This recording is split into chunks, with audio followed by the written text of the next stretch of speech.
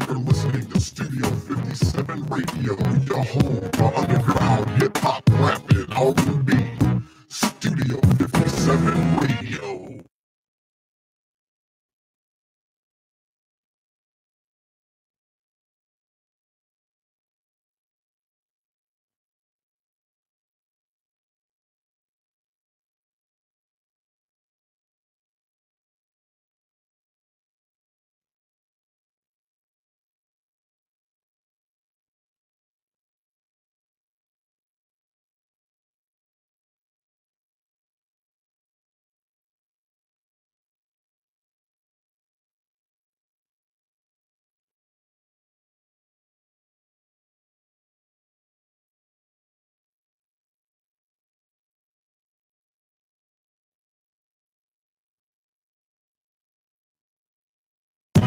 You're listening to Studio 57 Radio, your home for underground hip-hop, rap, and R&B. Studio 57 Radio.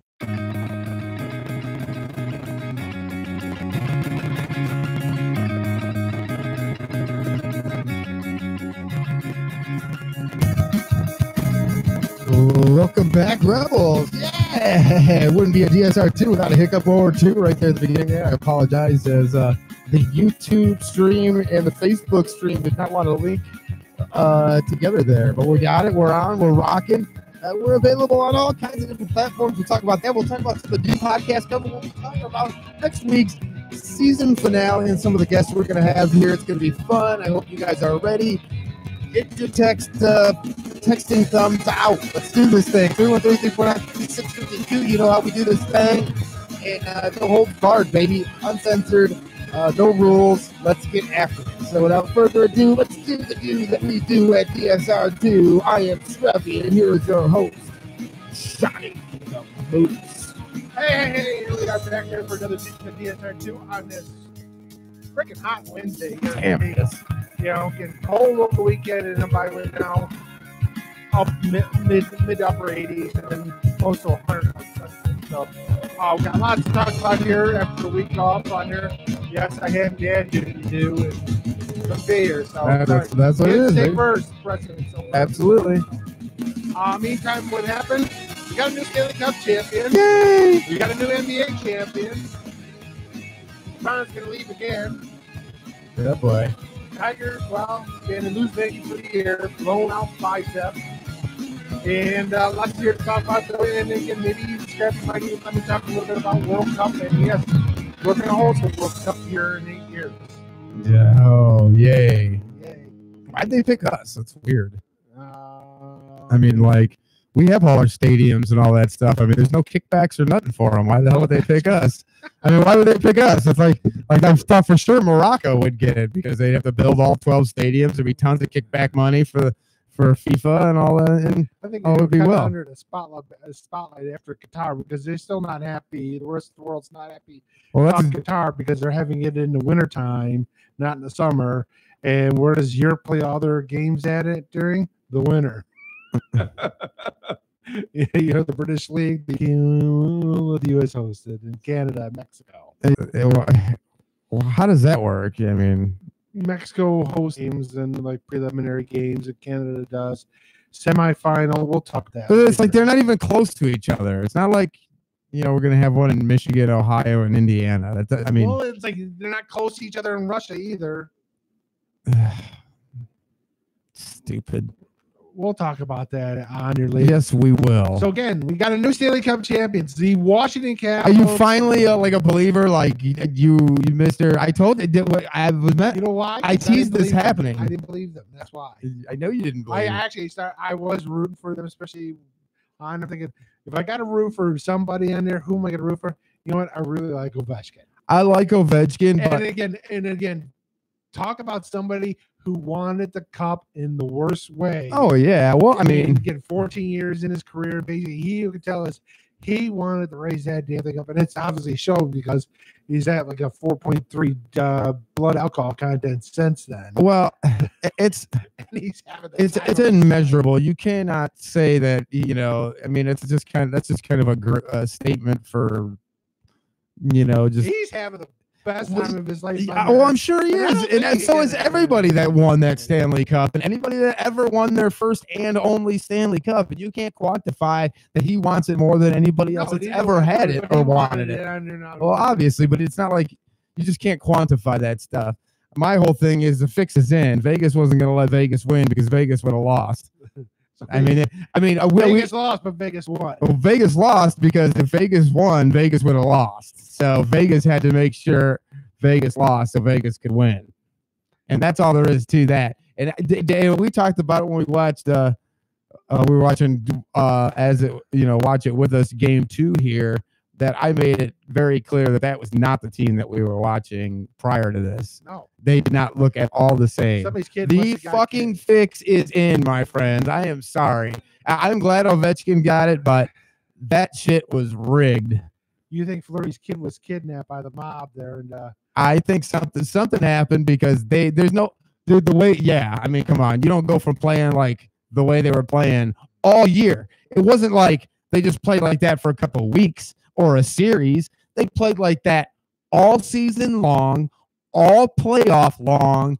Then they get to the finals and Vegas went, oh fuck, oh shit, oh fuck, oh shit. This would be the first thing that could actually destroy Vegas. This is actually enough money going the other way that it could actually cripple us. No. Oh yeah, absolutely. Again, trust me. You're talking about hundreds of billions of dollars that have been lost by Vegas. Get out that the fix was in. What do you mean the word would get out that the fix is in? The word get out. How would the word get out? Trust me. Again, nobody can keep secrets anymore because somebody would basically leak something out there. Oh, shut up. We don't even know who killed Kennedy yet. Are you fucking serious? No, he didn't. You're out of your mind. It was a single shooter. Okay. Take the aluminum foil off. I've done it. I've done the research. I have absolutely done the research, and I don't subscribe to the magic bullet. So, but yeah, I mean, no shit doesn't. What? Tell me what conspiracy and what has ever come out. Name one that's come out that's been proven that's come out. That's come out? Yes, name one in the history of mankind. Right, because if they all did, you could just name one off the top of your head easy. But since none of them do, you can't think of one because there fucking isn't one. Because again, it's all basically debunked, most of them. Just like, oh yeah, George W. Bush planted bombs in the World Trade Center to make them fall down and cause on there. Well, that is lunacy. Now we have to be real here. Let's be real. Let's be realistic. Somebody getting to an athlete and affecting a playoff has happened, and we know it. Yes, it has happened. Right. So this is based in reality, not some kind of fantasy. Well, it's actually, again, the athletes per se paid to throw. Were basically paid to throw it down. They went to the mobsters to throw the World Series on there, and then they got double crossed by the mobsters, and they decided on there. But yeah, that's a right. Right, and it's not like it's something that's going to come out tomorrow, you know? So all I know is, you know what? I'm happy getting Ovechkin win. Why? Because that means Crosby didn't win. Well, that was even if Ovechkin didn't win, Crosby didn't win. He was gone long before that. Crosby is the biggest bitch in hockey, and everybody knows it. Nobody fucking cares about that whiny pussy anymore. Yeah, so who do you like? He might as well play soccer. Now, if Ovechkin grew up in rural Ontario on there, and by Canada would love him. They would love him more than Crosby. Well, right, because he's good. He's good. Plus, you know what? He's not a puss. Right. But the only reason, this is what people don't get. When your name is Ovechkin and you speak shitty fucking English and you don't ever do any kind of media or make yourself available to the public, nobody gives a fuck about you. That's just a fact. And that's the story of the NHL. They got all those players with all that talent, but none of them can speak English. They got fucked up names, and none of them are in the media or do anything socially here in the States. They don't. They take their money back to their country, and they do social activism and stuff over there, which is great. But if they're going to appeal to an American audience, you got to do it here. and you got to be a part of here, and you got to speak our language, and then we'll get past all that shit. But it never happens because none of them are interested in doing any of that shit. So hockey will never be anywhere. Nobody cares if Ovechkin wins or if Crosby wins. It doesn't matter. But the reason why they like Crosby, because that's what he does. He's the only one that does it. He speaks fluent English. He's in the media as much as he can, even though it's whiny bullshit. But they love LeBron, and that's all that guy does. Well, again, they love So it's very simple formula. Love Crosby in Canada, they don't love him here in the U.S. because we all hate him. Not everybody. Unless you're from Pittsburgh. Well, there's a lot of Pittsburgh fans that aren't from Pittsburgh, and there's a lot of people that like Crosby that aren't Pittsburgh fans. Unless you're a Pens fan on there, but you're on there for here in Detroit. We can't see Crosby and Malkin, no gang on there. Well, yeah, no, because we feel we were robbed the Stanley Cup. We were robbed. But that has nothing to do with whether people like Crosby or not, and who does across the market. We don't like him here, but across the market, Sidney Crosby is like the number 3 selling jersey on the planet in the hockey world. So I mean, it's just one of them things where he's moving the needle. Love him or hate him, he's moving the needle, and he's the only one. So you can't have just that guy, and it is not even in a major media market. Yeah, but what it was is other than really Game 4, each game in the series was a pretty good going. The playoffs in general were great, far superior to the NBA product. What we said is Game 2 was great. Up and down. Game 3 was phenomenal as well. Game 5 with the sealed under, holy crap. I mean, you were on the edge. I mean, it was back and forth the whole freaking game. And also when was it Oshie missed the Baxter missed the empty netter, and you go, oh crap. Right. They're gonna tie it. You just think, oh, it's gonna happen, and it didn't happen. They ended up pulling it out on there. But yeah, I mean, this is what was phenomenal. I mean, again, Vegas on there, hands off to Vegas. You know what? First year, get there on there, you come within basically get into the finals and everything with it, and they played their hearts out and everything with it. And again, as I said, Gerard Gallant better get coach of the year. And don't give me this crap. Well, they had everything given to them. No, they didn't. They still got cast-offs from all the teams on there. They didn't get the best players. They got the cast-offs. Then again, Pittsburgh basically traded again Marc-Andre Fleury to them because they thought they had a better, younger, cheaper version, and Matt Murray, and he came up short this year. Whereas Fleury basically, again, as I said, had an axe to grind and played out of his mind the whole season and again pretty much the whole playoffs. And it's still in the Stanley Cup Finals. He played out of his freaking mind, but just not enough with it. And again, I think it was better. I mean, again, if all 5 games were on NBC, I would like to see what the ratings would have been. Right. Because they said Game 5 ratings were very high, the highest they've been in quite a few years for Stanley Cup Finals wise. Again, it was great. Again, the product on the ice was far better than the NBA's product on the hardwood. Oh yeah, it's not even close. I know that's what's crazy. Let's see. Chris checks in the text thing. People are overlooking Washington's biggest accomplishment this year, and that was their Corsi score. The number 1 goal objective of every team is to have a really good Corsi score. I don't know what that is. I don't even know what that is. What are you talking about? So, but that's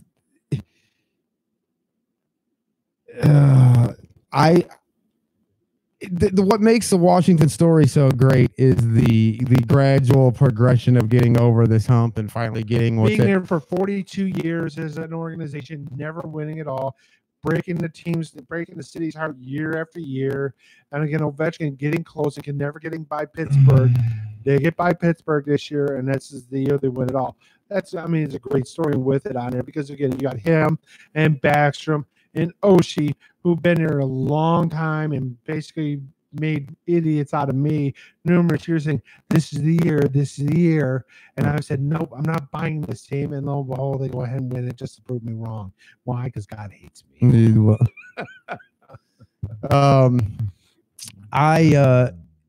it's going to be interesting next year. Capitals will probably have more financial struggles. As far as these guys are going to want raises, you're going to, some of these cats' contracts, you're going to have issues, I think, there. I think with Vegas on the other side, they've got an opportunity with the way things are structured to keep their salary in control. They should be able to, they're going to be able to actually sign players where I think Washington could lose players potentially. And so, yeah, if you're a Caps fan, soak this up and fuck next year, because like you got your cup. Enjoy that shit and enjoy it for as long as you can.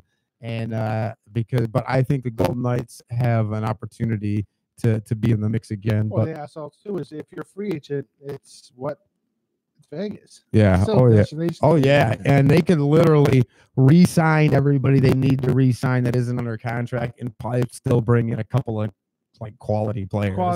Are with so that's a team that could actually improve next year and get getting to the final, which if they win it next year, that only makes sense because Vegas now can change the odds so Vegas doesn't lose when Vegas wins. Vegas can win when Vegas wins. They're not going to be 500 to 1 now. Exactly. No. They'll be like 1,500 to 1 or something, wasn't it? Yes. Yeah. So yeah, it won't be like that now. It'll be like the other way. So then my conspiracy holds water still. No. Because that's how conspiracies work. Until basically somebody proves them wrong. Yeah, how are they going to do that? They can't prove it. Vegas is now 10-1 odds on the early Bovado. Let's see.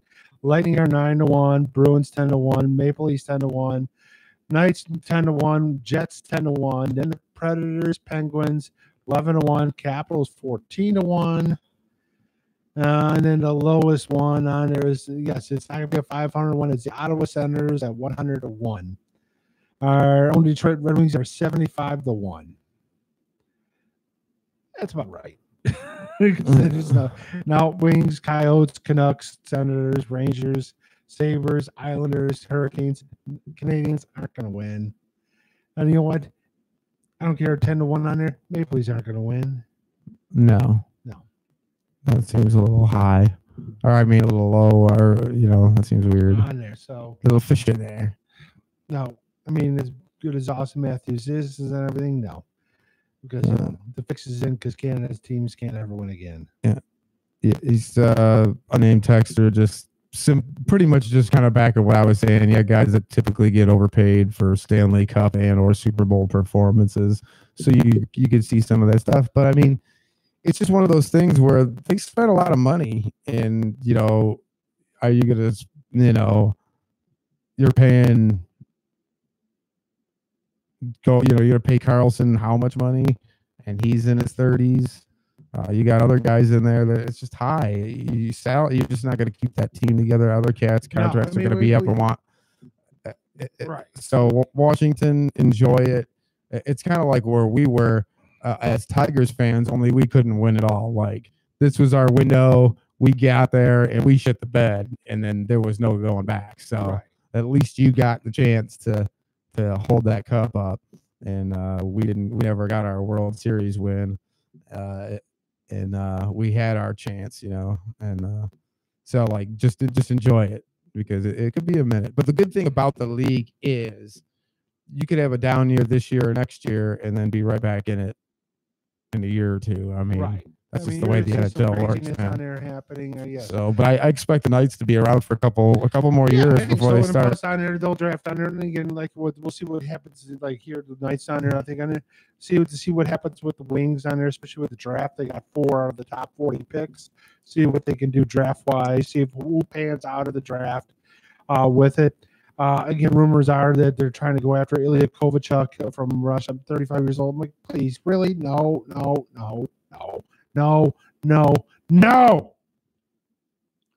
He's a great goal scorer, but fine. No. You got the process in place already going now. Get younger, start the younger guys, see what you got. There's the process. If you suck, then you get high draft picks on there. Okay, Tom's mad at us. Why? He says, "You realize the Caps just won the cup like a week ago, right? They'll be a strong team next year, no matter who they have." Well, they're going to be good, but they're not the favorites. Right. They're 14-1. We just said that. I mean, it's not going to be as easy to come back on there with the team on there because, again, Ovechkin's getting up there in age. I mean, he's now in his mid-30s. I mean, he's still a great goal scorer, but everything with it. I mean, it's tough coming out. The East is loaded. Yeah, I agree. I mean, it's loaded. I mean, you got Boston, you got Tampa, you got Toronto. I mean, you got Pittsburgh. They're loaded there, so it's going to be a lot tougher to come out of the East than the West with it. And again, we got free agent coming on there. John Tavares is probably going to be the top free agent on there, 27 years old. Basically, yes, he's at the peak of his career. Somebody's going to get stupid, crazy money. Right. John Carlson is 28. They're going to get crazy with for defensemen on there. Ramsdick, Van Ramsdick from Toronto, 25. You know, all that happened there. Paul Stastny, they're going to, I mean, he's 32. I mean, I would not give him a big deal because, again, age catches up with everybody on there. And again, like they said, Ilya Kovalchuk. I mean, it's 35 years old. No, I'm not going to. Same thing, bringing back Mike Green. No, I'm not bringing Mike Green back. Great. He's great on the power play, but he's a liability on the blue line. No, trust what you got. Get younger, plain and simple. I mean, what you got to freaking do. And same thing like Rick Nash. I mean, come on, really? 34 years old. Again, 2-year deals, but I just don't see some of these on there. We got the draft coming up next week on there, so we'll see what happens there. Wings got 6 picks, so hopefully they'll probably get the kid out of Michigan, the defenseman on there, offensive defenseman. So he's not the biggest kid on there. He's like 5'10", but again, looked really good as a freshman there at Michigan. So I think he's going to get drafted by the Wings at 6. And then we'll see what happens in the later drafts. I think they'll get a couple bigger guys body-wise on there. But again, we're going to that cycle bowl thing again on there. Everybody wanted bigger, bigger, bigger. Now everybody's getting a little smaller because why? It's all about speed now again. Yeah. Look at how great that was the speed aspect of the Stanley Cup Finals and the playoffs. Up and down the ice. It was great to see that basically the flurry of basically the charge to get in there, get a shot, and all of a sudden back the other way. It was back. It was not clogging up the neutral zone and everything within. No trapping. It was let speed dictate on there. And I think that's where, again, I think that's what's going to be the future again. Get some scoring up there. Get speed aspect with it. And again, as they say, speed kills in the end. Oh, yeah, it does. Yeah, it does. So we'll see what happens there on it. But yeah, Ovechkin, man, yeah, I mean, he's like living like Gronk right now. Oh, yeah. Well, why not? Get some top shelf vodka and drink it out of the cup. Basically, he still hasn't put that tooth back in there. Yeah. He don't care. No, hell no. I mean, you know, and again, the New York, I mean, the Washington fans on their handling, winning with class there. No cars overturned, no riots. Everybody out there celebrating in the streets and giving high fives and hugs. See, that's how you can win. You can win with class and not rioting. Yeah. Whereas in Canada, they riot when they lose too. So. Canada. I'm not gonna pick on Canada. It's like picking on Mr. Rogers, for God's sakes. You know, they could be disappointed with you and mad at you, and they'll still say sorry about speaking ill of you, and thank you. Right. So, but it was great. I mean, we'll see what happens there. And I think it's just getting where it is the NBC needs to basically say, hey, from now on, playoffs-wise, we've got to expose this and let it be covered on the mothership, on the main network. I don't know. I mean, I'd love to see the NHL work with some kind of chance because the playoffs, once again, the product was there. Is that the problem is, and even again, Doc Emmerich calls it a great game. The problem is where do you find them? I mean, there was the whole problem. Like you had a couple games in the Stanley Cup Finals on NBC Sports Network. Come on, dude, it's the Stanley Cup Finals. Well, Have it. What you got to have? What, American Ninja Warrior? Really? well, you know, the thing is you can go to, and I agree, it's not easy to find, but you can go to fucking CBC and get every goddamn hockey game ever. Here, locally, here we and you're right, it's not on all cable carriers and stuff like that. But I'm sorry, if you want to see something, you'll find it. Look what they do with the fucking tournament for NCAA. I mean, the shit's on like the Golf Channel and shit. Like they got it on all kinds of weird stations, but you still find the game you want because you want to see it. So to me, it's a marketing thing as much as it is availability. Because God damn it, if you put it on the internet, cats are watching it. Like there are podcasts right now that get no live airing anywhere that do better than NHL playoffs. Right. That's crazy to me. And that's the NHL and NBC not marketing properly, not letting everybody know on it. But doesn't that fall back to what we were talking about earlier with why Sidney Crosby is so big compared to Ovechkin, who, in our opinion, is a better player, someone we like more, blah blah blah blah, whatever. Well, but it goes right back to that whole thing that none of these players are Bob Smith with a clean, clear accent, who's in the media all the time, who does things for the community locally. All these cats are from other countries with crazy names and thick accents, and they don't do media, and you don't see them anywhere, so people aren't invested in them as individuals. We could care less about sports right now. We want to be entertained, and we care about individual stories, but we don't give a fuck about sports. Let's be real. Like everything that's high ratings in the world of sports is about the fucking drama. It ain't about what's going on the court. It ain't about what's going on in the field. It ain't about great play. Or else everybody would have watched the goddamn hockey playoffs because we knew what happened. The same thing we talked about before the NBA season even started on this little podunk bullshit fucking show. We said there would be what? There'd be a motherfucking sweep of the Cavs by the Golden State Warriors in the finals. And what fucking happened? We waited 82 games and 4 rounds of playoffs to see what we fucking knew was going to fucking happen. Why? Because it's LeBron James. It's not Ovechkin and Max Nahunaha and Buglatagamugi and Hukamahahui. That's the difference, Moose. That is the difference. And that's until they can change that marketing and exploit the people, the players that they can in the media, hockey's never going to blow. No channel, no network's going to see value in it enough to put it on their mothership or their prime station. They're just not going to do it. By using conspiracy theories and everything with it, and that goes with my main which I'll stick to for the last 25 years is back in '94. When the Rangers played Vancouver and went to 7-game on there, was one of the greatest Stanley Cup. Ron Roy, what's up, fellas? On there. And basically, you know, on the cover of Sports Illustrated and everything on there, and ESPN was covering that, and it was on ABC, and they said, hottest game in the world on ice. And what happened in the following season? Gary Bettman became the commissioner of the NHL. And where did Gary Bettman come from? Where did Gary Bettman come from? He was the assistant commissioner of the NBA.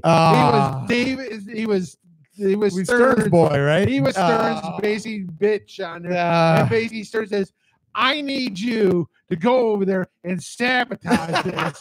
So basically we can be number 3. And I'm crazy for the Vegas line. I hate in Vegas. And that's what happened, and I'm sticking to it. And I'm crazy over the Vegas losing. They leave ESPN and go to what? Versus, or that was the Outdoor Channel. That's because ESPN spent all their money on the NBA, and guess what? Guess who's watching? They were all watching the NBA. Why? Because you're brainwashed by the mothership. Whatever they put on, you fucking watch. It's amazing. Poker is a perfect example. If you put poker on any other channel, nobody fucking watches it. Nobody fucking cares because it's fucking poker. It ain't fun unless you're fucking playing it. Straight up. True. I mean, come on. Let's be real. You'll watch it. You get into it because the mothership force-fed that shit down your face hole. Now it's like normal. Now it doesn't matter what channel. People kind of watch it a little bit. It's the same. It's just like any of these other bullshit sports. Who watches fucking cricket? Dude, they got that shit on there. People watch cricket. Dude, I go to the party store and that's the shit that's on in there.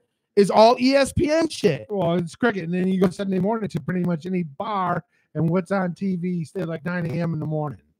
Soccer. Right? That's what I'm saying. So like, whatever ESPN feeds you is what we consume. But again, we see on there. So when they decided to put all their money in the NBA, and they really screwed themselves when they did the whole Monday Night Football thing, because the NFL was like, God damn, your production sucks. We're going to give you all the crappy games, and we're going to give all the good games to NBC.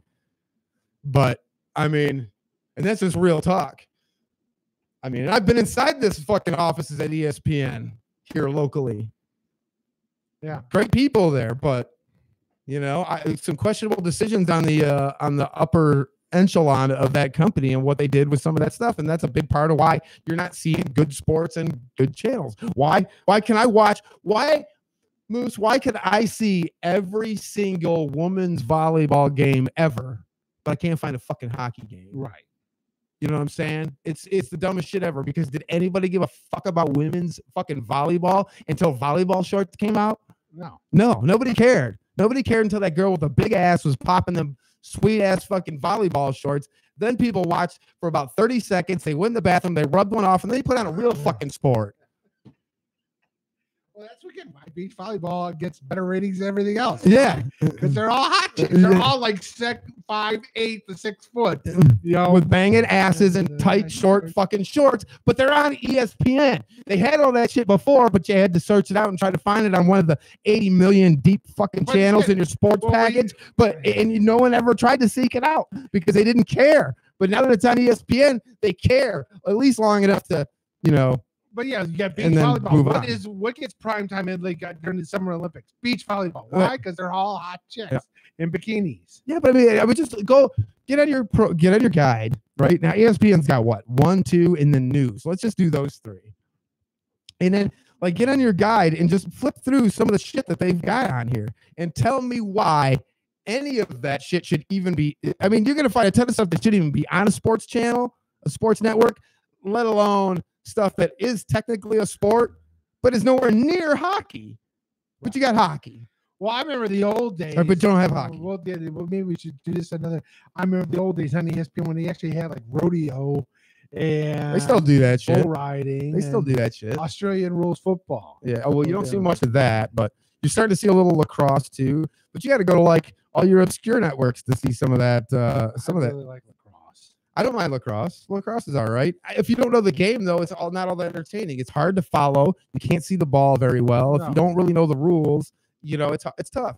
But if ESPN, you know, starts featuring that shit, people will watch that over the Stanley. That's my point, is they'll watch that shit over hockey because of it. I guess it kind of bolsters your point about availability, but I still think that it's about, you know, if you bring these players out here, you know, we were talking about volleyball.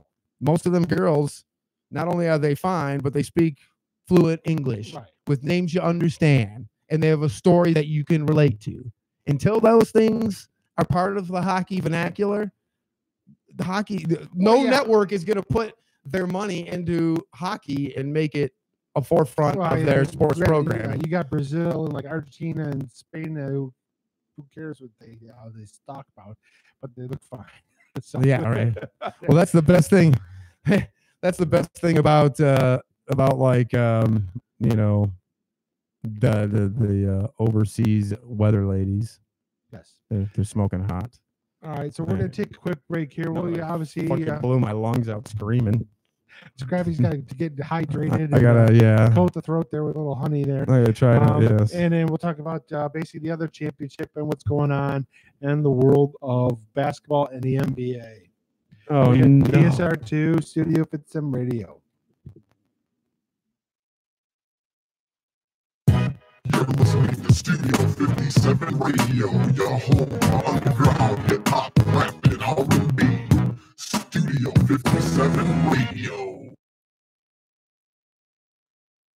Party people, this is the original Doc Ice, and you are definitely listening to Studio 57 Radio. And if Studio 57 Radio isn't on, then your radio ain't really on. Check that. You're listening to Studio 57 Radio, your home for underground hip hop, rap, and R&B. Studio Studio 57 Radio. Hey everybody, Scrappy here to tell you about That Radio Show. Hang with me as I break down the world of entertainment with great guests, celebrity interviews, awesome games with wonderful prizes. Also, we've got the biggest library of underground hip-hop of any station on the net. You mix in a little stand-up comedy and a text line so your voice can be heard, and you got a pretty good little show. But add listener-controlled programming. Yeah, you heard me. Listener-controlled programming, where you, the listener, can decide what makes it on the air. And now you've got the greatest show ever created.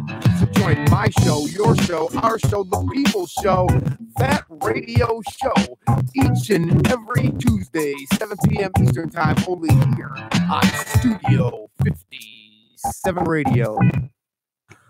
Hey everybody, this is your boy Big D, here to tell you about Mark for Life Tattoos. Guys, this place is the cleanest, most laid-back studio in Metro Detroit, and the artists are top-notch. And if you're like me from the D, you need to stop in on Fridays for that D-Day and get your Old English D for only $20. Not interested in tattoos? Mark for Life does body piercings.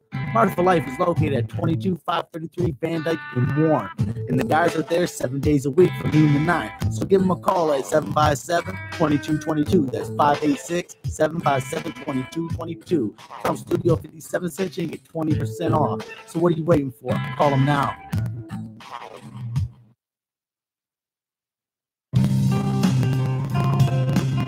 Hey everybody, Smokey here to tell you about Allstate Tire. With winter fast approaching, the most important thing between you and the road is your tires. So don't put your safety in just anybody's hands. Go to Allstate Tire. With new and quality used tires available, you can trust Allstate Tire for all your tire needs. You can visit them at 14208 9 Mile Road in Warren, or give them a call at 586-779-8759.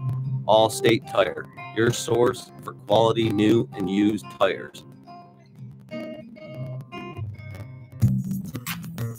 What's happening, everybody? Scrappy here to tell you about Love and Life Club. Love and Life Club is a social networking club that's located at 19960 James Cousins. That's a Lodge service drive between 7 and 8 Mile Road in the D.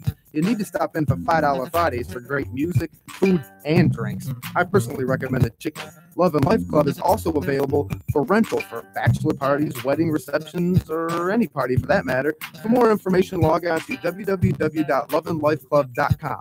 That's loveandlifeclub.com, or call D at 313-999-2824. That's 313-999-2824. That's Love and Life Club. If you're loving life, you need to be in the club.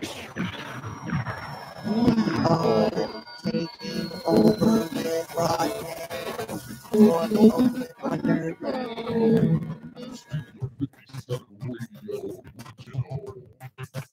You know, when you hear that sound, you're gonna have a good.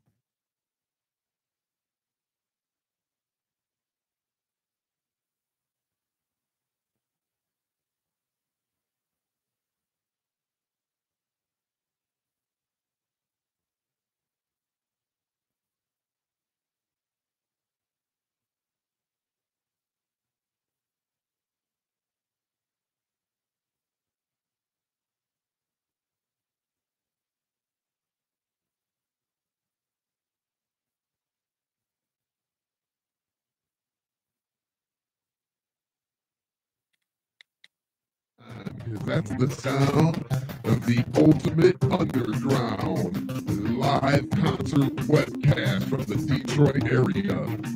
We go to the most famous, what should I say, infamous venues in the D and bring the underground music scene from the streets to your computer like nobody else can.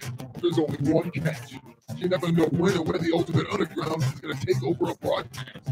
So you need to stay tuned to Studio 57 Radio all day, every day, for clues on when and where the next Ultimate Underground may happen. Now, there's no other station on the net that's going to give you this live webcast of some of the hottest artists in the D. That's the Ultimate Underground live on your home for hip-hop, rock and metal. Studio 57 Radio, baby. Goodbye.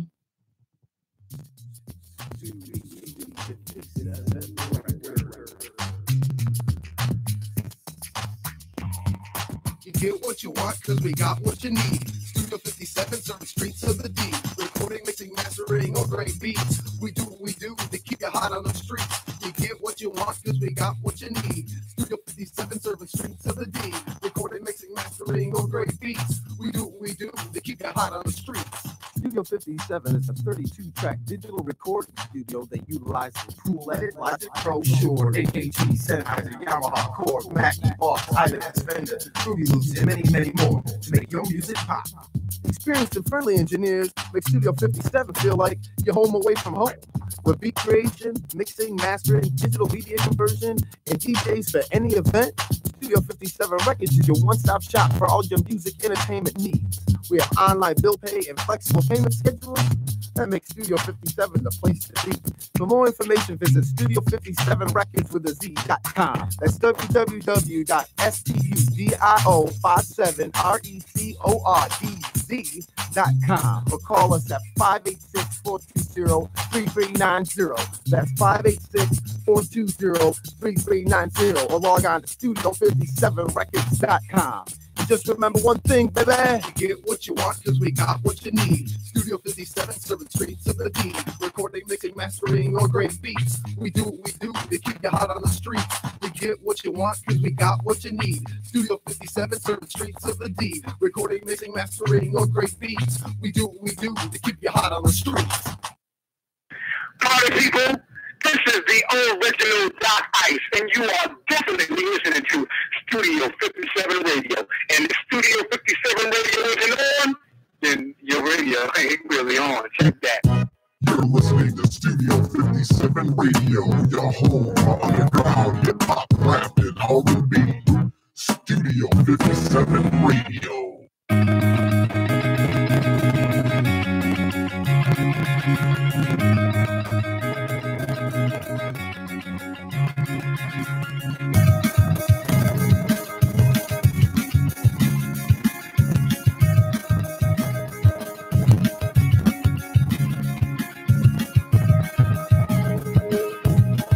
Welcome back, Rebels, to another wonderful episode of DSR2. Appreciate everybody for hanging in, chiming in, and getting down with us. We are broadcasting in like a multicast scenario. If you don't know the skinny, let me run it down for you. Studio 57 Records with a Z.com, where you've always checked us out. We're there per usual. You can also check us out live on Spreaker.com, another great place for podcasts. You can find us there. Also, we're simulcast live on Facebook, on our Facebook page, Studio 57 Radio, and on the Studio 57 Radio YouTube channel. So there is no shortages of ways to find us. There'll be more in the future. We'll explain season finale next week. We got some cool guests I'll talk about here in a little bit that'll be coming on, and we'll plug some of the new podcasts and shows coming to the station. So lots of cool stuff, but we're shifting gears from the NHL to the NBA. I hope you are already texters. Get them lines in. I only see a couple of Facebookers, a few YouTubers, so a lot of these are coming in from the website, but come on, Facebookers, up your game. YouTubers, do the same. Chat room is open in the YouTube. And the of course, you know how the Facebook thing works. Let's do the do that we do at DSR2. I am Scrappy, and here's your host, Johnny Moose. Hey, here we are back here for another glorious stitchy DSR2 on this really hot Wednesday here in the D. Yes, it's only in the mid-80s today, pushing 100 for Father's Day. So Yikes. Stay cool, keep hydrated. Yes. On there. So in case you missed it for a second, we talked about the NHL and how a great series it was, and how Vegas. Scrappy says the fix was in because yes, he's conspiracy guru. Yes. Well, when it comes to sports, it's easy to do. Not happening. It's so much easier to fix a game or a series than it is to kill a president with a magic bullet. But motherfuckers believe that shit. I'm just saying. I'm just saying. It wasn't a bullet. It was basically how the hand was and everything. There was no magic bullet. Well, we know that it was the you are assuming that they were sitting in a car that wasn't altered, but all the seating is altered for the availability to see. But that doesn't account. That accounts for the single shot theory and hitting in multiple places, but it does not account for the all the other facts that are there. He was in an easy shot. It was like a turkey shoot. He had perfect. That is not an easy shot, Moose. I mean, have you seen it? Have you been to Texas? I mean, have you seen the things? Even when they break down I mean, you would have, if you got any wind, you've automatically got a very hard shot. The only cool thing about that location and why that shot at that time had to happen is because you're in a triangular crossfire, and that's the only spot you are in a triangular crossfire. That's it. It's the only spot in that whole run. That's why that works. Not because because Oswald fucking made some miraculous super shot with a fucking gun that nobody can make the fucking super shot with. So Thank you, Oliver Stone. oh no, because Oliver Stone once again goes back to the whole magic bullet theory, and that's not No, the case. he was the one basically going about the conspirasi on there. Right. with it, just trying to He's saying debunk that there's that. multiple shooters because their theory was that it was a magic bullet, but it's not. What multiple shooters doesn't mean whatever, dude. Look at the headshot again. Tell me that's coming from the textbook depository. Like I said, I did a bunch of crazy speeches for to wrap up my adult education, high school, college courses that I was taking. And that was a big deal, was the JFK back then, because it was like an anniversary where some government files were coming out. So it became a big deal so yeah, I did a whole thing on that with all the new information that was given. So I'm not going to break it down. This is a sports show. Nobody gives a fuck. No. But my point still holds true that fixing a game is so much easier than all this other bullshit that people buy into. So you can debunk my theory all I want. I listen to you blow some more outlandish shit on the airwaves every day. So. All right, so we got here's on there. And again, as we said, is the NBA Finals turned out to be exactly how we predicted them. Yeah, back in October. Yeah, like verbatim, like exactly what happened. LeBron went off, and everybody else looked stupid. And Tristan Thompson's overpaid. Durant went off, won the MVP. Probably we figured that. Yeah, hurt Steph Curry's feelings doing it, but whatever. And everybody's like, LeBron's again. How LeBron is the greatest. Again, he didn't win it all. I'm like, dude, and somebody had actually said, is Golden State's not a dynasty? Was because they didn't win 3 in a row, and somehow his criteria was they don't have the greatest player in the world. Okay, they have the second greatest player in the world. Well, my whole thing is only one team can have the greatest player in the world. Right. So is there no other dynasties ever? No. The only dynasty that can ever exist is the one that houses the greatest player ever. So not only wait, by this premise, not only do you have to win multiple championships in a row, you have to do it with the greatest player ever. The only one guy that exists, only one person could be the greatest ever. So only a team with that one person that wins multiple championships can be a dynasty. Right. Grab a dictionary, fucker. You don't know what a dynasty is. Right. So by his criteria, there's only been one dynasty. Ever. The Bulls. Right. Ever. Never mind the fact that, again, the Sixers won 8 in a row. Never. They didn't have the greatest player. Right. The second greatest player, because Bill Russell was probably the second best player on the planet there in that time to Will Chamberlain on there. But never mind the fact that, San Antonio won 5 championships in the modern era in 15 years with Timmy in the game. The Lakers, the Showtime Lakers won 5 and 10. The Celtics. Celtics won 3 and 7. I mean, these are all. Now the Celtics won. You want to make an argument, borderline, whatever. I don't care. I think you're being an ass at this point. This is the way I break it down. Like there's like a handful of great teams ever, and Golden State with this win just passed the bad boys. Yeah. Okay. So you look on that list of all these greats. You got the Celtics. You've got Showtime Lakers. San Antonio and those Sixers teams somewhere in some order, probably ahead of them. Right. But I would still. Now, the question, I guess, would be if you believe the Bad Boys was a dynasty, then you have to buy into Golden State.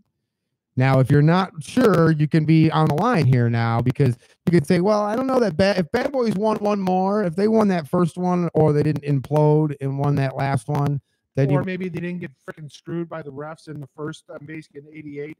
They could have won those 3 in a row. right. So so you're saying that they're not quite a dynasty, but Golden State did what it took to kind of make the difference up that the Bad Boys didn't seal the deal on. So I could see where you're on the fence there. Once you get 3 in basically within a certain year period, then that gets you to dynasty mode. But I believe they're a dynasty. Do you think for a second that they're not in the finals next year? Oh, I almost for sure. I still think they got another. Probably they have a shot for another, basically to win 3 more in a row. Okay, so if you even think that they're going to make the finals, like you're taking it even further, like, and a lot of people are. I'm not like picking on you. I'm just saying, like, a lot of people are with you. They would take it even further that and say, yeah, I believe that they could win 2 or 3 more championships in the next few years, at least. And if you even think they're going to get to the finals, and you're talking about a team that's been in the finals 5 years in a row, has won 3 championships, and has been dominant doing it. They've carried the MVP, a couple of years during this run as well. They have great players. They fit even dumb fucks criteria, with the exception of LeBron James. But you can make an argument that Kevin Durant is a close second as far as the greatest player playing right now. Right. So the Golden State, by his own idiotic criteria, actually fits, no matter how he wants to deny he it. says is, well, they barely got by Houston. They had to go to 7 games. Some ridiculous on that. What relevance is that? Yeah, they still got What's by relevance is that? I mean, the Pistons had to beat teams in 7 games when they had won. to beat the Bulls in 7 games to win the second championship. Right. Remember that? I mean, And then they beat Portland in 5. right. But yeah, I mean, you look on it with it. I mean, then that's what I agree. I think in this Warriors team, by the get 3 and 4 years, it's a dynasty. All right. Under the modern stage of things, it's a dynasty. Yeah, I mean, especially with the whole aspect of free agency wise with it. And again, they're going to keep the whole gang back together. oh Why? yeah, Because all 4 of them like playing with each other, and they say, "Hey, we're willing to take less to keep everybody together." they will. What will happen is they'll hang around 1 or 2 more championships, and then I think Draymond and Clay are out. Right. Because I think it's By about. that time, you'll say, "You know what? Maybe it's just time for me to get paid. Yep. I've got 5, Yep. and I'm okay." With Yep. it. Well, Clay, on the other hand, he's got no heat and a pretty good contract.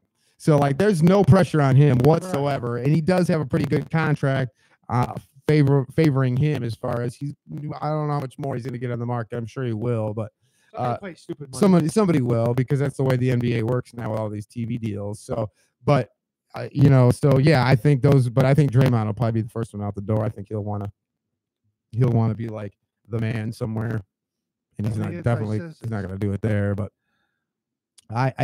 good team, and they're going to be around for a minute. Shout outs on Facebook: Pat, Lynetta, Ron, Roy, and Billy. Woo. Thanks for sharing and sending our feed out to other pages and other areas. We appreciate that. And all the ridiculousness on there. I mean, again, where LeBron's going to next on there. He's either going to go to LA or he's staying in Cleveland. To me, I mean, the rumor is, it's going to be hard and heavy that he's going to Southern California. He's already got schools picked out, and he's sending his kids down that way. I don't know. I don't buy that. I think his family would like to stay. I don't think he's going to do anything until he knows who's going where. Sounds kind of. I wonder if he will not be the first one to sign for that. No, he will stretch it out as long as he can. Why? Because it's all about him. I think LeBron would love to see what's going on with Kawhi, because Kawhi and Pop are not good. No. And if Kawhi wants to dip and go to LA, you might have something there. Then that rumor might have a little validity, because he can go and play with a guy like that he can recruit and bring another player in within the next year or two and have that big three pretty quick, and probably still be able to keep, you know, a couple of the young players over there. Now, there was a rumor on there that Boston was making a trade, was supposedly offered a trade to the Spurs for Kawhi. That's why they're having problems. And the Spurs said no. They didn't even counteroffer. They just said no on that. Again, right now is what I trade. Again, I mean, for them to trade Kawhi, I mean, to get that, they're going to have to give up the first round next year.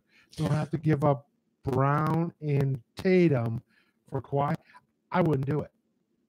I mean, Tatum is going to be a superstar, and he's, what, 20 years old? Yeah, I don't know that you're going to get all that for Kawhi. And I would give that. Right now, I would not give that for Kawhi for the aspect is because, again, I think Tatum basically looks down there as Boston made the deal. They grabbed the best player in the draft last year with Jason Tatum. Right.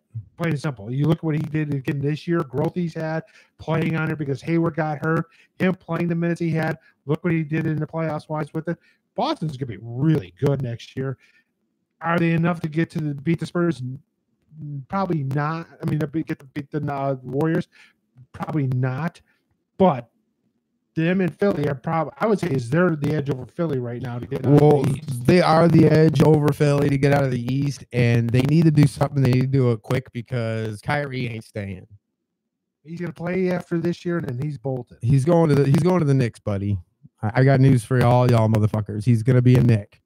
Soon as his he can opt out, he's going to.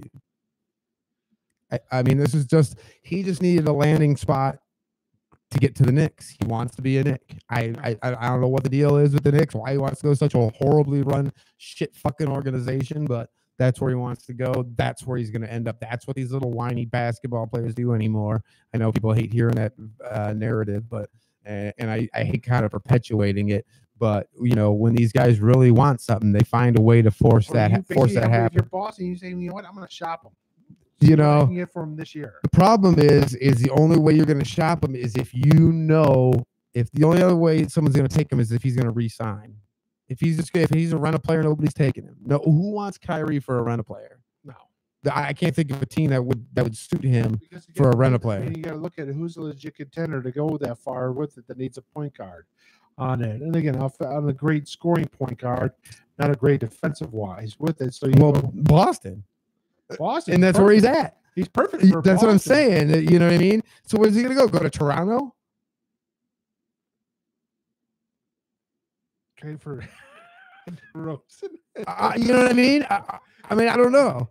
Maybe if Toronto's looking to blow it all up. I mean, their head coach won the coach of the year. They fired his ass, and he's now here in Detroit. Yeah. If I'm Age, that little leprechaun, I'm thinking I'm going to pass it out there and see what they say. Yeah. Try to sucker them. Because I think with DeRozan, with Brad Stevens, I think he can basically turn that around there. His game, I mean, basically kind of give him what exactly he needs wise.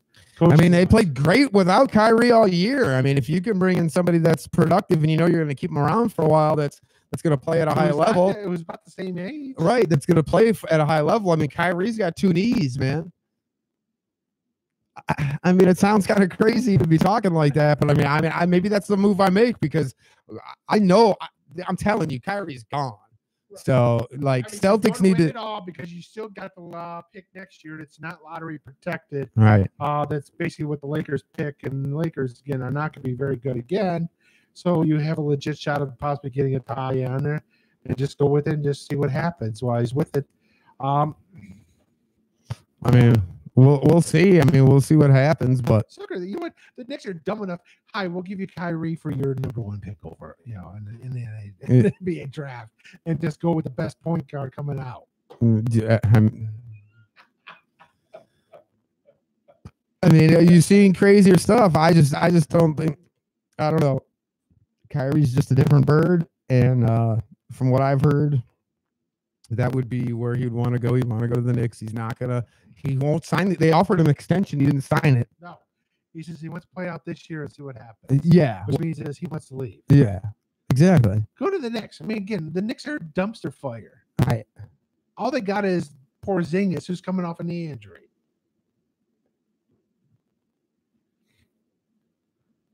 Geez. I think again, well, fine. You know what, Boston, yeah, sucker Toronto into it because Toronto's dumb enough to do something like that. Oh, this is great. Sorry, Rockets. LeBron reportedly does not like Houston as a city. No, he doesn't like them as. He doesn't like Houston, so he's not coming to that. Well, guess what? We know where he's not going now, because you can't come out and say you don't like a city and then go and play for their team. No, can't do it. So he's not going to be a Rocket. We know that much. I don't know. He could just buy his own team or city and just be the LeBrons. LeBron. Yeah. Well, why don't Gilbert just sell him the Cavs? Cavs? Just take his money and run. Because the moment he leaves, that franchise ain't worth garbage. All right, here we go. They're throwing shots at us. They're throwing shade at us, Moose. Eric says, well, as far as LeBron goes, considering he leaves in Cleveland, any other city you go to would be an upgrade. Well, except for maybe Detroit. Hey. Shots fired, Moose. We've been warning shots over the bow there. You're talking about a basketball team we already said is stuck in mediocrity Yes. for the next 5 years. Great, you're bringing LeBron. Ooh. Yeah, I see. You know what I see? Make it better. Great, get you to the conference finals. Ooh, but that's it. You know what? People would come and watch LeBron here, but it would be a mixed bag of boos and cheers in that stadium. I guarantee you that. Yeah, so if he was a Piston, but it's never going to happen. No, because again, he can't deal with freaking Reggie Jackson. Right. Well, you know what? He might, maybe when he's 40 and he's trying to play with his kid, we'll get him when he's all washed up. We'll get Fat Sean Kemp. Yes. Well, it'll be kind of when we got Chris Webber. At that point, he couldn't fucking jump higher than he could step. So, yeah, but I would look on there and you look on the stupid billboards that the mothership puts out there. Really? These are all lame. He's not going there. He's not going there. He's going to go to the Lakers. Yeah, I've seen him staying in Cleveland. I think he'll probably. Who can pay him the most money? Cleveland. Yeah, to him, I don't know if that matters. I think his family comfortability, what they're comfortable with matters. So that would be a score and a check in Cleveland's favor because they like it there and they'd like to stay there. And as much as you want to cap on Cleveland, Eric, I agree with you. The entire state of Ohio is like the armpit of the country, but that's just my opinion.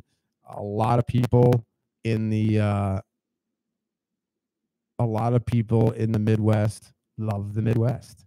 And people that are from the Midwest that come here and see what the Midwest is all about love the Midwest. So you can cap on these crappy little cities like Cleveland and Detroit all you want, but quite frankly, the Midwest is a good mix of everything. You get an East Coast flavor with a kind of a Southern hospitality mixed with the media chaos of a West Coast state all in one little area here, right. Especially in Detroit, us being a top 10 or 12 market. So there's something to say about quality of life. Right. And we have a lot of those we things. bitch about our roads and everything that will get better. Yeah. But guess what? Summers are spectacular here. Right. You go ahead and live in freaking Atlanta or whatever, where you got to walk out and your head's in a fishbowl. Right. Guess what? We go out there. Guess what? We're within 20 minutes of a lake, no matter where we live in this state. Right. So you gotta understand. Kiss my ass. Right. So you gotta understand, just because all of us, even us here that in this area, would love to be in a sunny, beautiful place, what we might consider paradise might not be what his family considers. And if they want to be in Cleveland, that could be a check for Cleveland, and I believe that that's the case. I think he'll stay in Cleveland for another year, and it's more about, why am I moving my kids, uprooting them twice? Because in another year, I don't know how things are going to shake up. So I'd rather stay here another year, see what's going to shake up in free agency next year, and then make my move then. Because then I can go where I want with who I want, because there's going to be other cats that are available too. And you can do your stupid boys clubs fucking special and donate your money so you can have your cool little fucking after school special and take your talents to fucking South Beach or wherever the fuck you want to go. And that's just the way I think how that's gonna go. So because no matter where he goes, they're not going to win a championship, right? No matter where, unless he goes to Golden State. But Golden State's like they're going to be like, nah. See now, Ralph is now everybody's just fucking throwing shade everywhere. Oh, he loves LA. What a shocker! And it says no wonder he. Why would he love you? Why would he like Houston to begin with? Why would you want to live in a flooded city? Have you seen the footage?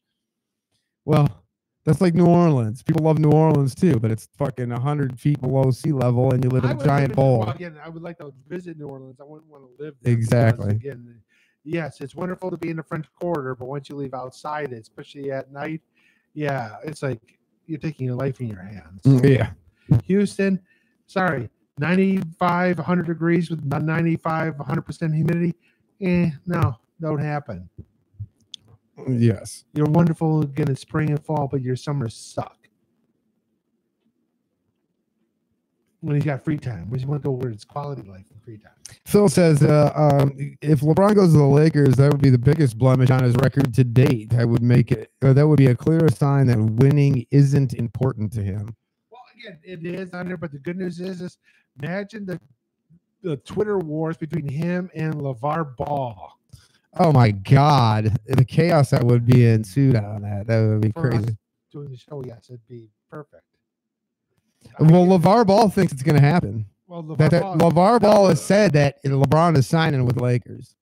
Like he says it's going to happen. Yeah, I know it's going to happen, is what he said, quote unquote. Well, God, if LeVar Ball says so, it's got to be. Yeah, exactly. That's my whole point. See, now you're seeing what I'm saying. So maybe LeBron will actually play LeVar Ball and just dunk on him, just posterize him. I would love to see that. That would be the only good thing about him being the Lakers. Like, I'd want to go watch practice. Like, LeVar go, why ain't my kid playing on there? Why ain't he not getting the ball more often? Boom. Fire the ball at that melon. Oh my gosh. But yeah, he's again all these places on there again like Golden State. He's not going to Golden State. He's not going to Indianapolis. Why would you go to Indianapolis? The Clippers, no. Memphis, no. Charlotte, no. The Bulls, no. No. And again, he's still too young in his career. Basically, he's too young to basically be second fiddle. So he would never go to the Sixers, because he would want to be the man still, instead of being the older mentor to the younger guys. Well, at this stage of his career, still, I think the Sixers would be a good choice, except for the Simmons scenario. Right. You can't have him and LeBron on the floor at the same time. Right. Where's Simmons going to play? So I just, structurally speaking, it doesn't make a whole lot of sense for Philly but I mean, if someone says you could get LeBron James, I mean, do you just say, okay, I'll take LeBron James? I mean, who turns down a LeBron James opportunity? I don't know if there's a team. If they came in and someone said, hey, you want Ben Simmons or LeBron James? Fucking 10 out of 10 people are going to say LeBron James. Right. So why is it any different in the front office? Say, no, we're not taking him. We basically don't want to even go after. I still say it's Golden State. No, we're good. Well, that's a chemistry issue. You know what I'm saying? You know, where you've got great chemistry with those four, right? And the rest of the bench players on there, right? And the role players, they're going to go, no, we're not. We're cool.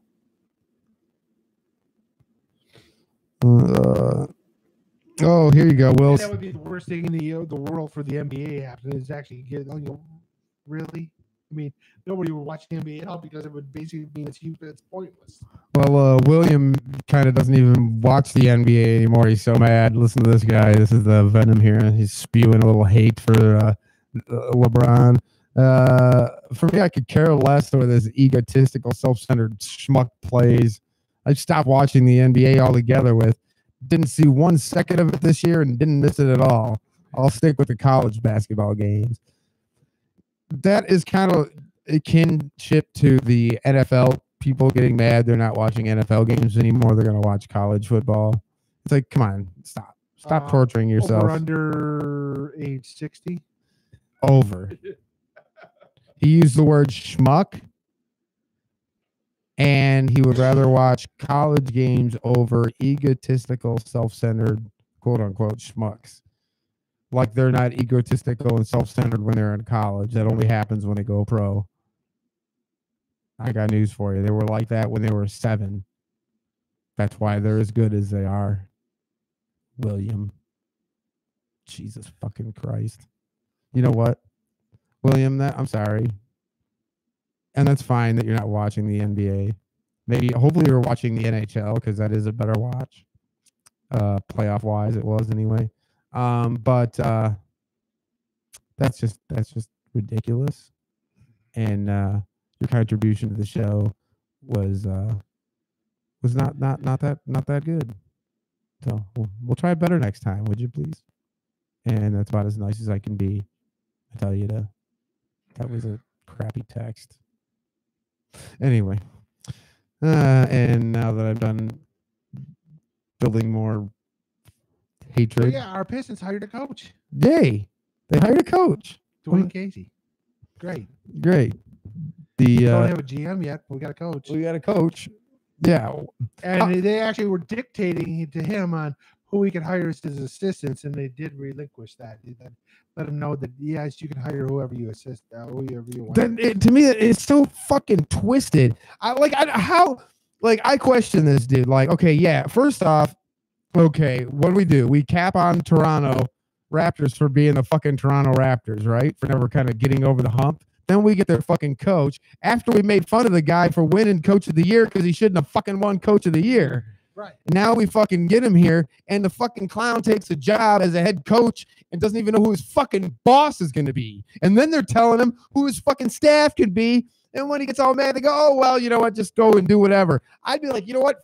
Fuck this. Like, can I erase? Like, is there an eraser on that pen? Can I take my name off this fucking contract? What the fuck did I sign? Like, what am I doing? Like, we made the conversation. Because he was making $6+ million a year for doing nothing. Staying at home. Stay at home, get a TV gig for $2 million a year, and do that for a year or whatever. But no. I just don't understand. Like, I don't get it. Like, the whole process is fucked. And that you even fell into this thing. I question how smart this guy is or how good he is. Because why would you come in to a situation like this? We talk about it, Moose, that someone's going to take the job because it's one of 32 fucking jobs, and there's always going to be someone out there. But the reigning coach of the year gets canned and takes that fucking job of all jobs. Like, you don't think he could have gotten any other job that came available? I would have sat out a year. That's what I'm saying. Eventually, another job would have came available. You get your choice of the better jobs than what this dumpster fire is. There are 32 other teams. One, if not more, coaches will be gone next year. Any one of those teams, no matter what team it is, would be a better situation than this one. Right. Period. I don't even care if it's the Knicks.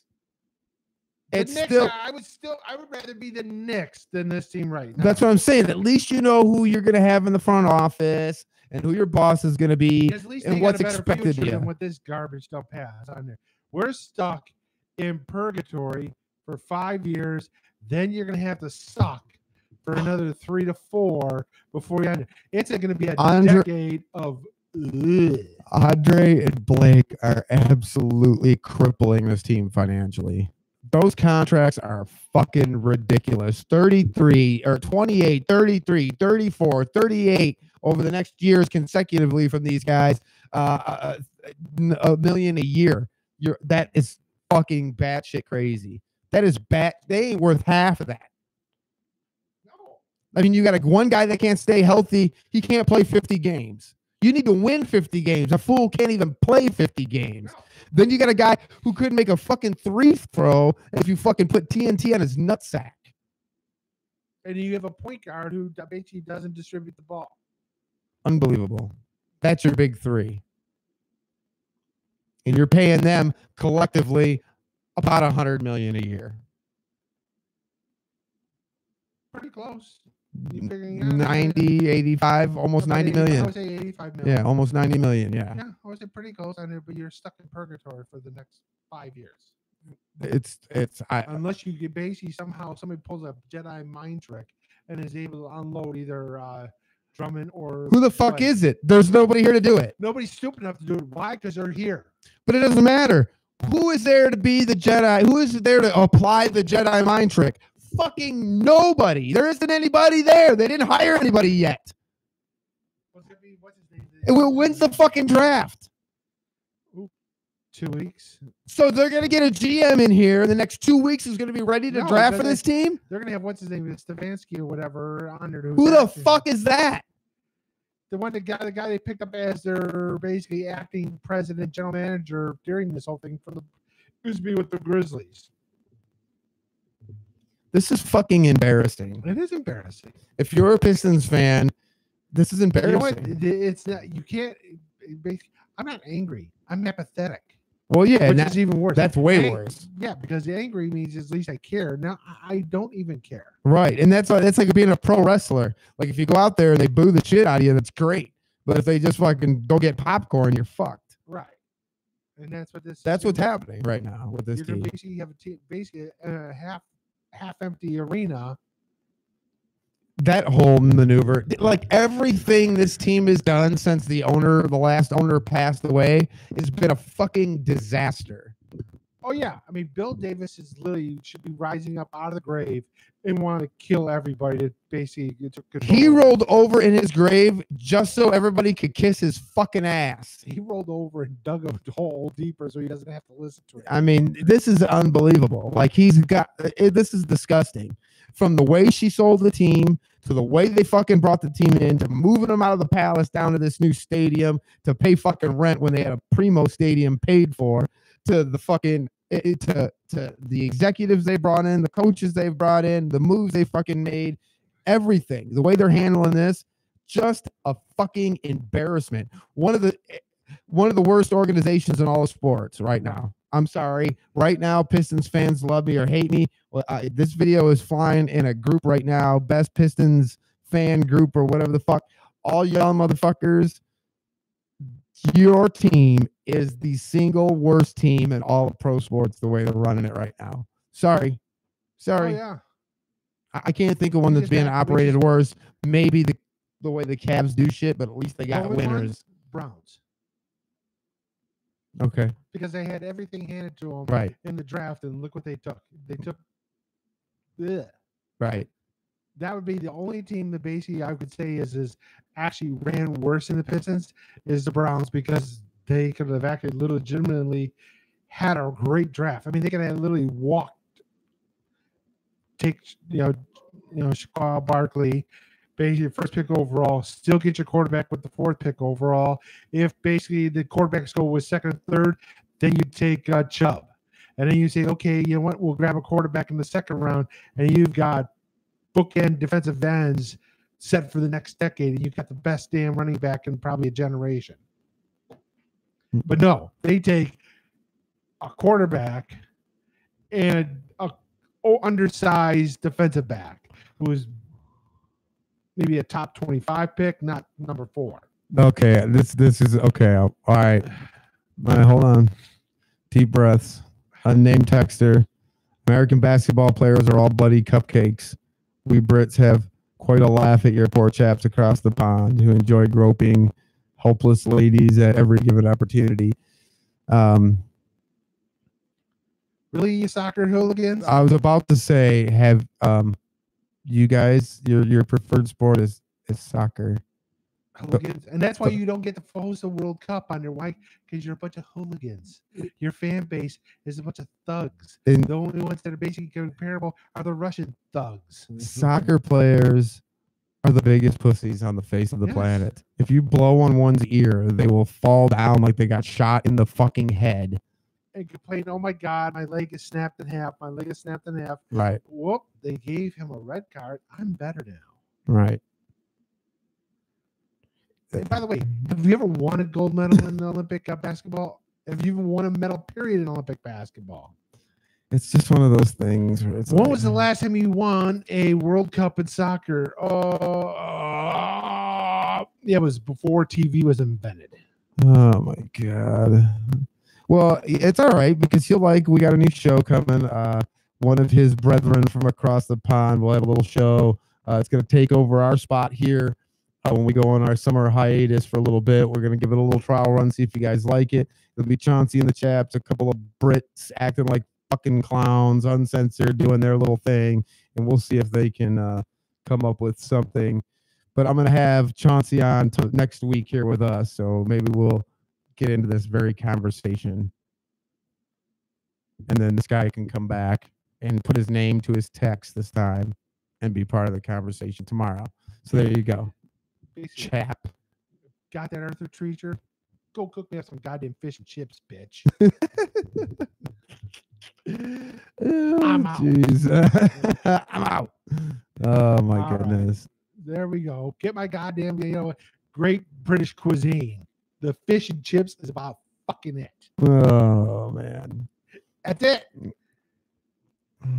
Go get your teeth fixed too while you're at it. Hear about orthodontist? All right, we come back here. I just insulted our ancestors across the pond. Yeah, screw that. We kicked their ass twice. All right, so whatever. Yeah, exactly. When we come back here, let's talk about baseball. And if Scrappy talks about it, maybe we'll make the Brit there a little happy. Maybe we'll even talk a little bit about the World Cup. Oh shit! Guess who's not getting it? England. Our DSR2 Studio 57 Radio. You're listening to Studio 57 Radio, your home for underground hip hop, rap, and R&B. Studio 57 Radio. Party people, this is the original Doc Ice, and you are definitely listening to Studio 57 Radio. And if Studio 57 Radio isn't on, then your radio ain't really on. Check that. You're listening to Studio 57 Radio, your home for underground hip hop, rap, and R&B. Studio 57 Radio. Hey everybody, Scrappy here to tell you about the Fat Radio Show. Hang with me as I break down the world of entertainment with great guests, celebrity interviews, awesome games with wonderful prizes.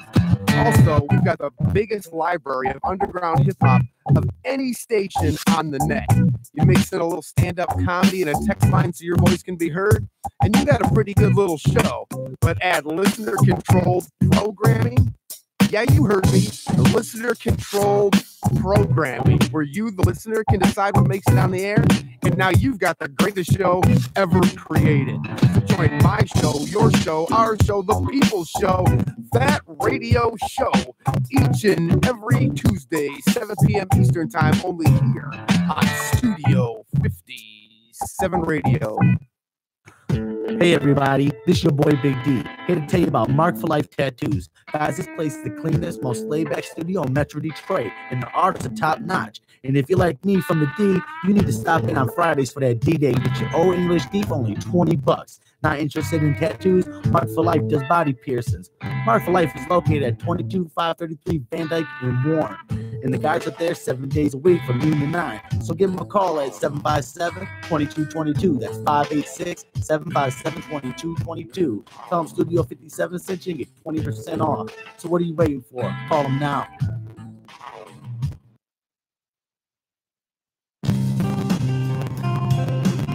Hey everybody, Smokey here to tell you about Allstate Tire.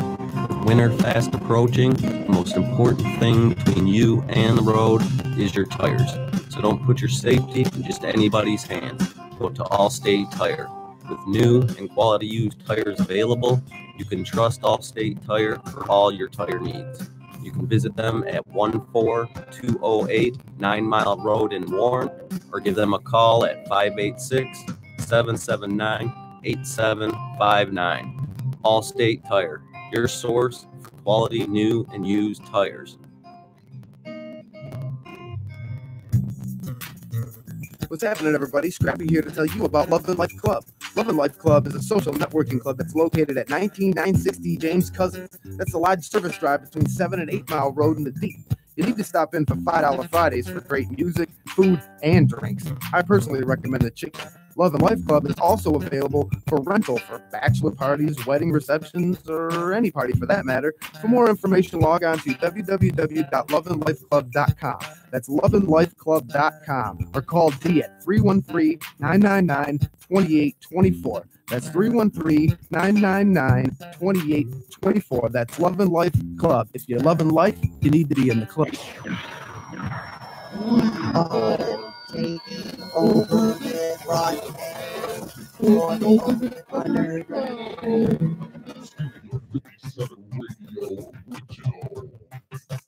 You know, when you hear that sound, you're gonna have a good time, because that's the sound of the Ultimate Underground live concert webcast from the Detroit area. We go to the most famous, or should I say, infamous venues in the team, and bring the underground music scene from the streets to your computer like nobody else can. There's only one catch. You never know when and where the Ultimate Underground is going to take over a broadcast. So you need to stay tuned to Studio 57 Radio all day, every day, with clues on when and where the next Ultimate Underground may happen. Now, there's no other station on the net that's going to give you this live webcast of some of the hottest artists in the need. That's the Ultimate Underground live on your home for hip hop, rock and metal, Studio 57 Radio, baby. Goodbye.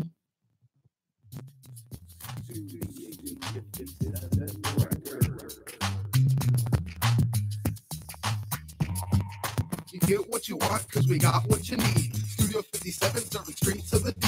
Recording, mixing, mastering, or great beats. We do what we do to keep you hot on the street. You get what you want, cause we got what you need. Studio 57, serving straight to the D. Recording, mixing, mastering, or great beats. We do what we do to keep you hot on the streets. Studio 57 is a 32-track digital recording studio that utilizes Pool Edit, Logic Pro, Shure, AKG, Sennheiser, Yamaha, Korg, Mackie, Boss, Ibanez, Fender, Fruity Loops, and many, many more to make your music pop. Experienced and friendly engineers make Studio 57 feel like you're home away from home. With beat creation, mixing, mastering, digital media conversion, and DJs for any event, Studio 57 Records is your one-stop shop for all your music entertainment needs. We have online bill pay and flexible payment schedules that make Studio 57 the place to be. For more information, visit Studio57records.com. That's www.studio57records.com, or call us at 586-420-3390. That's 586-420-3390, or log on to Studio57records.com. And just remember one thing, baby. You get what you want, cause we got what you need. Studio 57, serving straight to the D. Recording, mixing, mastering, or great beats. We do what we do to keep you hot on the street. You get what you want, cause we got what you need. Studio 57, serving straight to the D. Recording, mixing, mastering, or great beats. We do what we do to keep you hot on the streets. Party people, this is the original Doc Ice, and you are definitely listening to Studio 57 Radio. And if Studio 57 Radio isn't on, then your radio ain't really on. Check that. You're listening to Studio 57 Radio, your home for underground hip hop, rap, and R&B. Studio 57 Radio.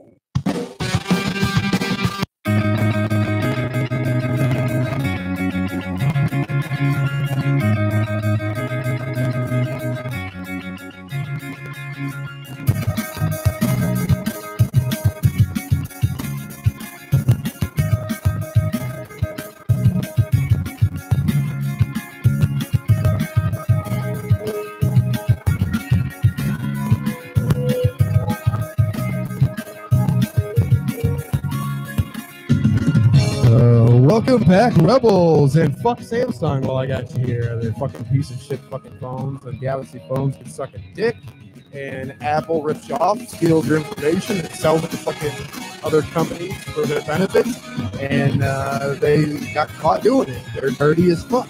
So, like, I don't even know what I'm going to do. Hey, cell phone suggestions, I'll fucking take them, as long as they're not Motorola, Samsung, or Apple. Oh, LG, that's a good one, Reese. Maybe I'll go that way. So anyway, we're going to get back into sports. not tech talk, though I'd love to.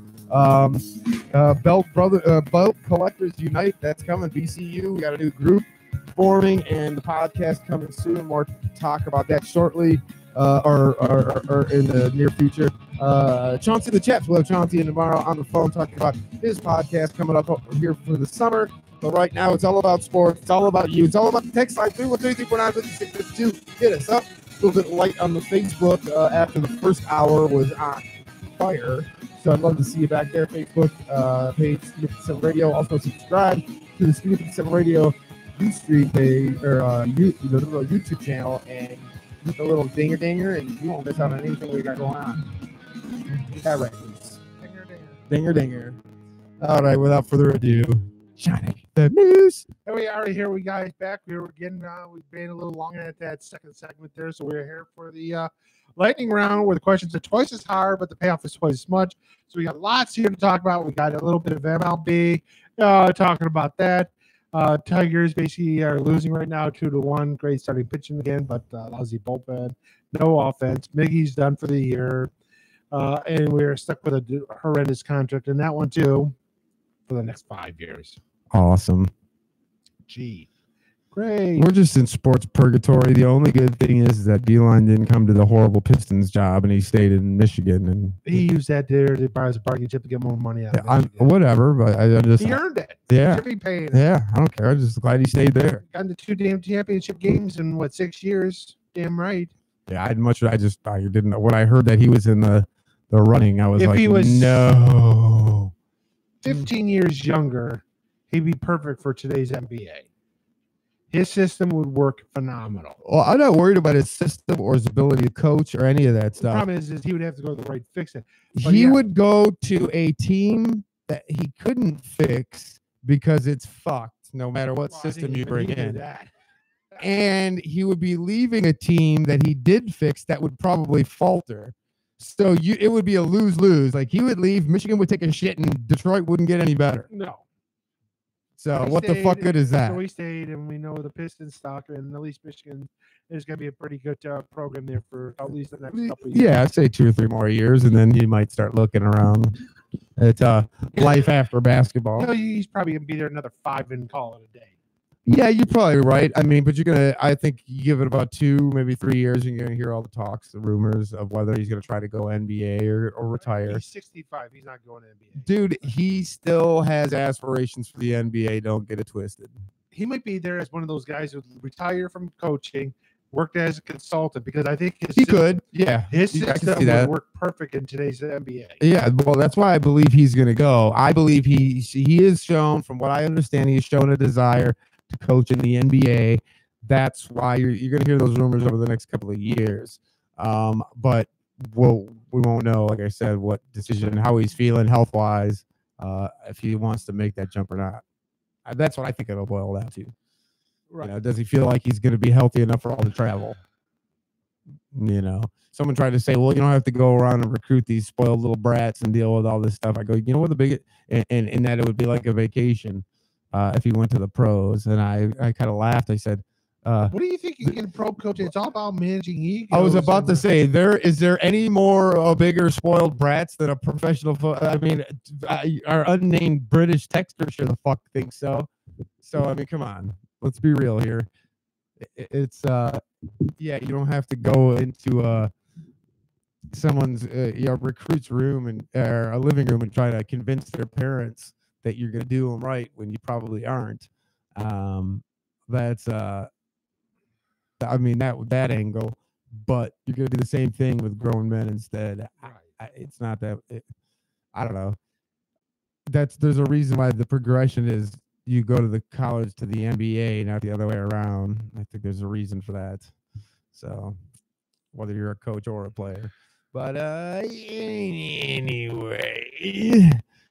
baseball is going to be a long, drawn out season this year. I feel like it. But we have some bright spots as Tigers fans. Yes, I mean, there are some bright spots there. Pitching wise, I mean, I do like Gardenhire with it, and again, pitching wise, Matt Boyd is definitely taking it up his game on there. Yeah, he's losing tonight, but again, 2 runs over 7 innings. It's not his fault there wise with it. His slider's looking great down there with it. Fulmer, we'll see what happens there. But Jeimer Candelario, a nice, again, part of the Verlander deal, comes in there. Now looks like he's going to be our starting third baseman for a while.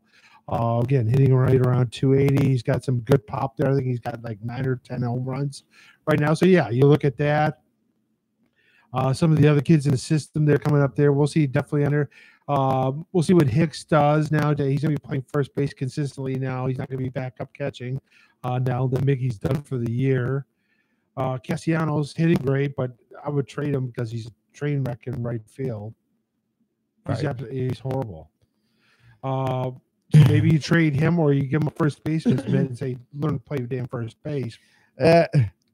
With that, Leonis Martin, I think he's trade bait. He's looking great at center field, but again, he's not here long term, and just you got him up for next to nothing. Maybe you'll get something for him on there. Joe Jimenez is looking good at the setup, man. Right. Shane Green needs to go away. I'm with you on there, and I can see what Jimenez does, but I like Jimenez with that on there. Blaine Hardy.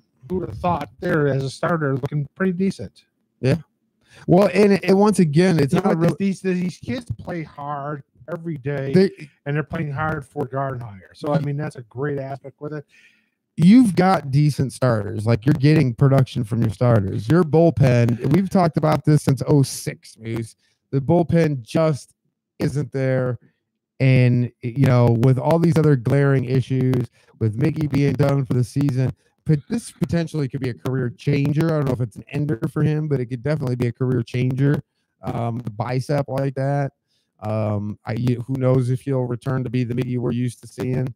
The days of hitting 320 and 35, 40 home runs and 120. Oh, that shit's done. Those are over. Yep. Hopefully he can hit around 300, hit you at 20 to 25 home runs, and maybe drive in 85, 90 RBIs. With it. So you're not gonna be able to trade him. No, you're not. No one's gonna take on that contract. For 5 years. Yep. Hopefully he gets you 20 home runs for the next 5 years per year after this year. That'll get him at right around 550. Get you up right around 3,300 hits. And again, he'll be RBI total should be right around 1,900. That's first round ballot Hall of Fame. I mean, again, in his prime when he was there, he was, again, other than Pujols, is the best hitter of our generation. I am going to go out on a limb here and say he's not going to be a first ballot. I just don't think he will be. I think so. I don't. I think because there's never been a hint of steroids with him. And again, he gets the numbers: 3,000 hits, 500 home runs. Yeah. No hint of steroids. Just drunk driving and smacking his old lady around. Ty Cobb beat the man to death, and he got in first ballot. Okay, so then your first point of why'd you bring up your first point?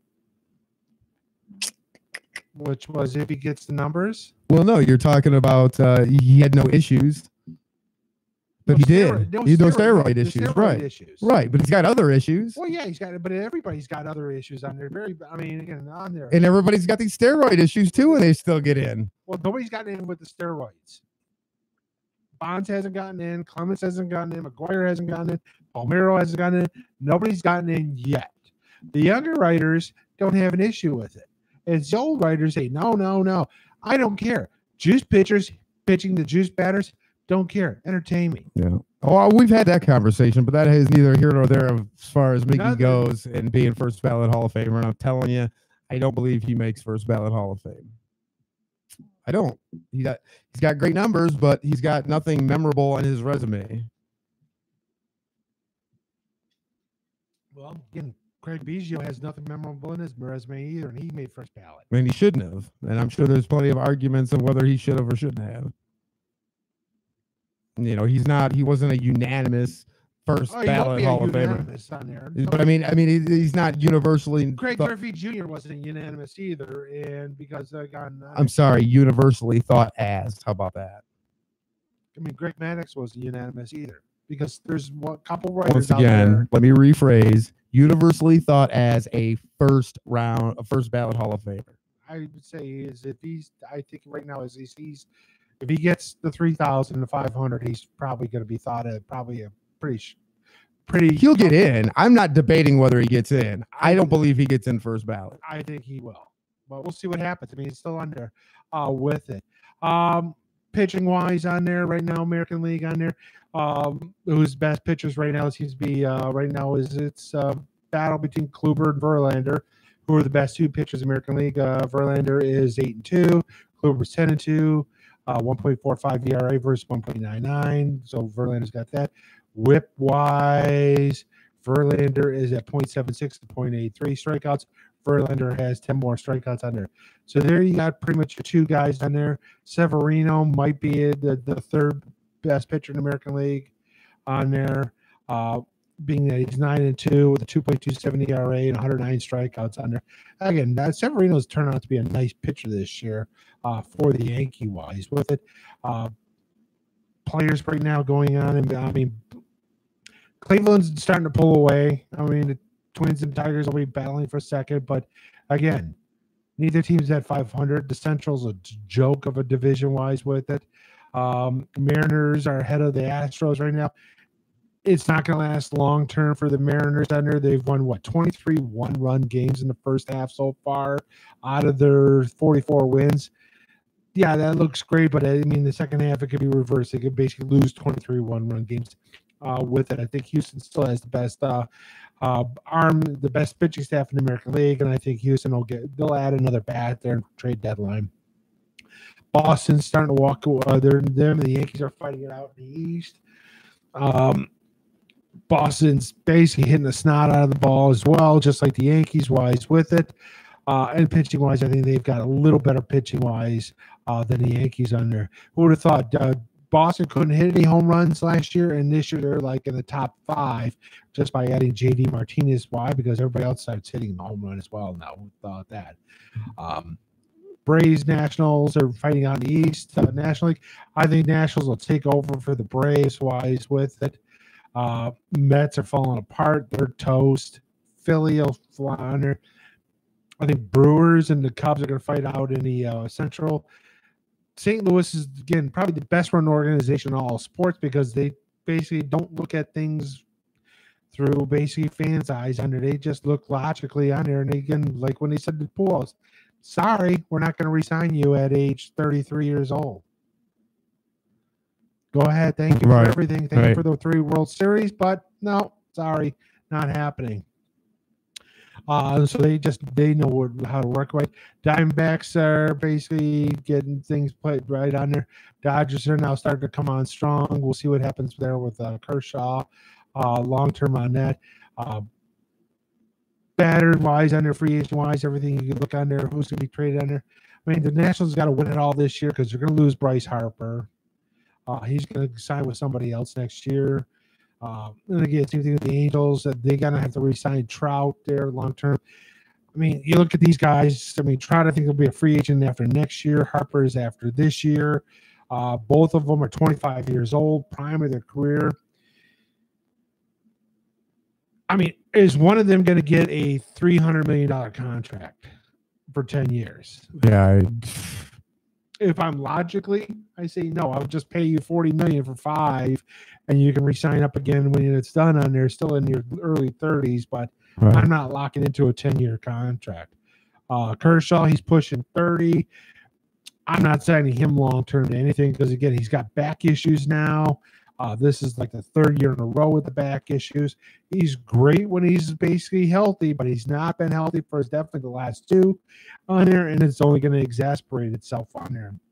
I mean, this goes the same thing as with Verlander. Oh, he's toast.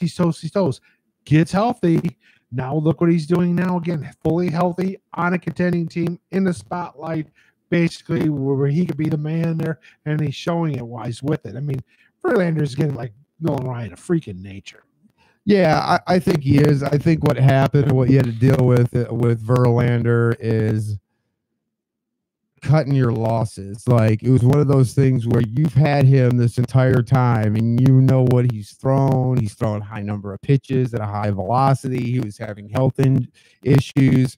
And it was one of those things where the team was already kind of blown up.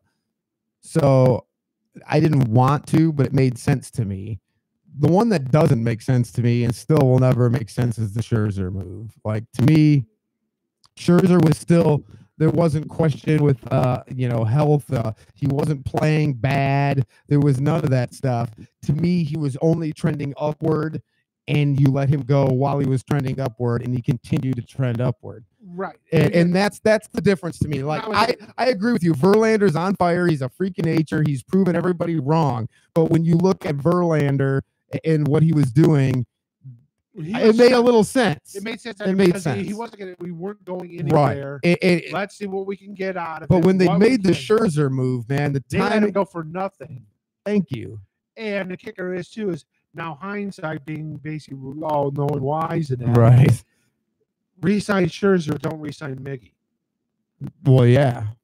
And then you could have kept. And then you would have kept Verlander. And then you basically. You kept both of them. Were you that? Well, and in my opinion, we've talked about it. Great pitching beats great hitting all the time. But that's where we wanted to go anyway. So to me, that would have been the strategy, regardless of how unpopular that would have been. You know how unpopular it would have been to get rid of Miggy and keep Scherzer.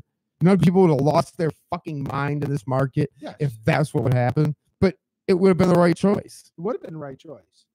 Because you look at what, especially because they would have been able to contend for another couple of years while he's with it. But you look on there for basically. Well, you'd be set up now, too. But you look on there, too. Yes, I'll pay long-term on there. But is it hampering me in the short-term wise?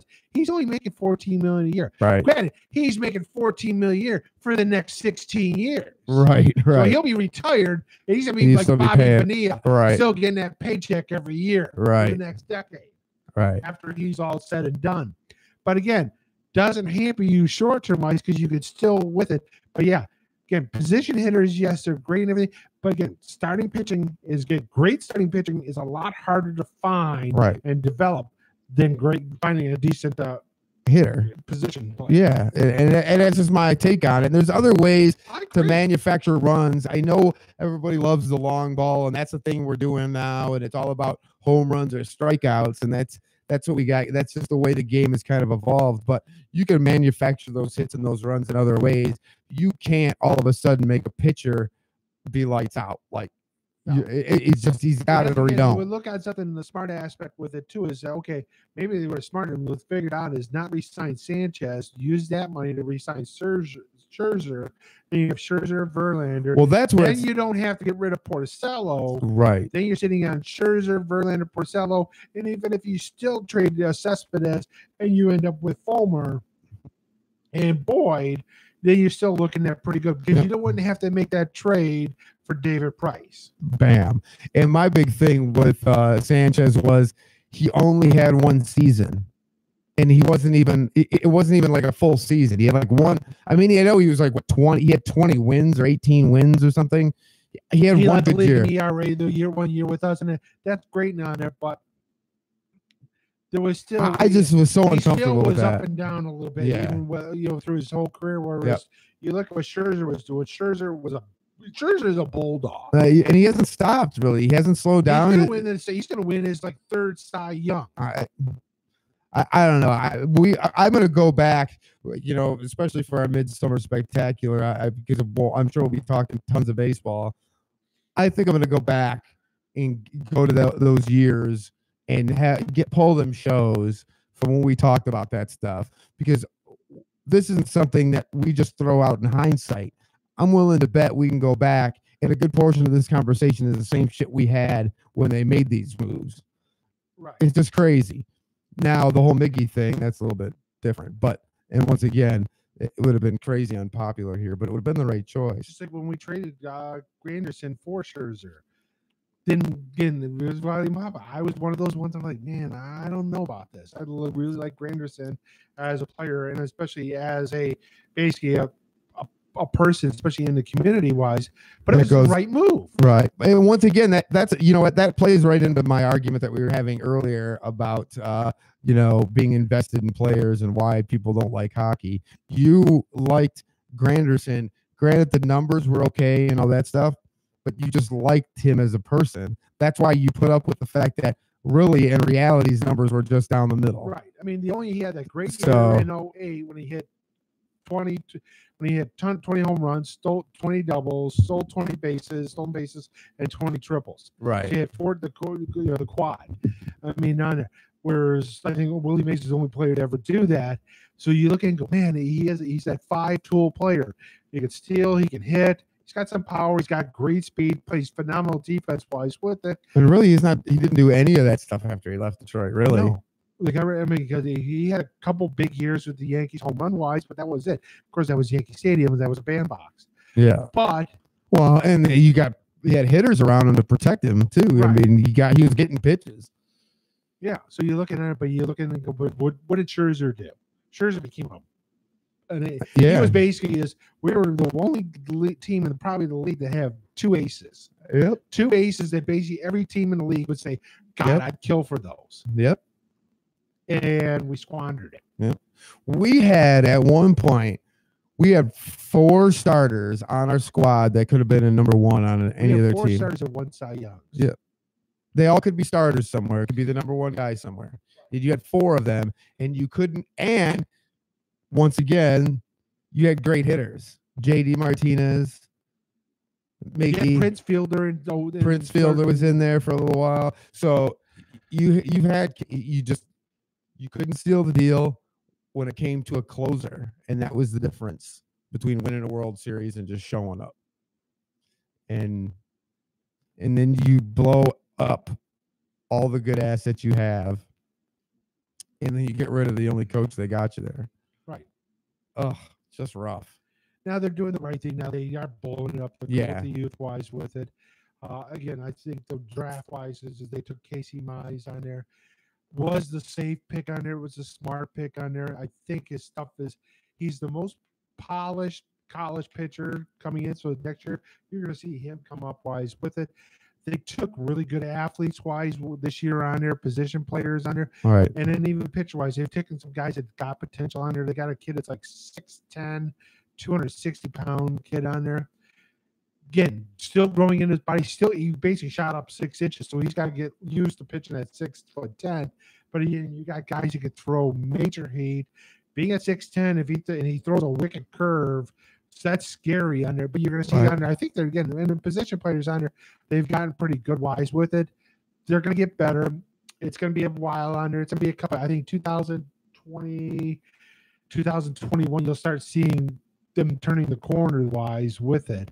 And you'll start seeing, hopefully, you'll see where, okay, I see it coming out there for the next run there with it. And that's what I say is this. I'm happy with what they did on there with the trades. And then we'll see what they do. Iglesias having a great year, but he's going to be traded. He's a free agent, and I'm not re-signing him.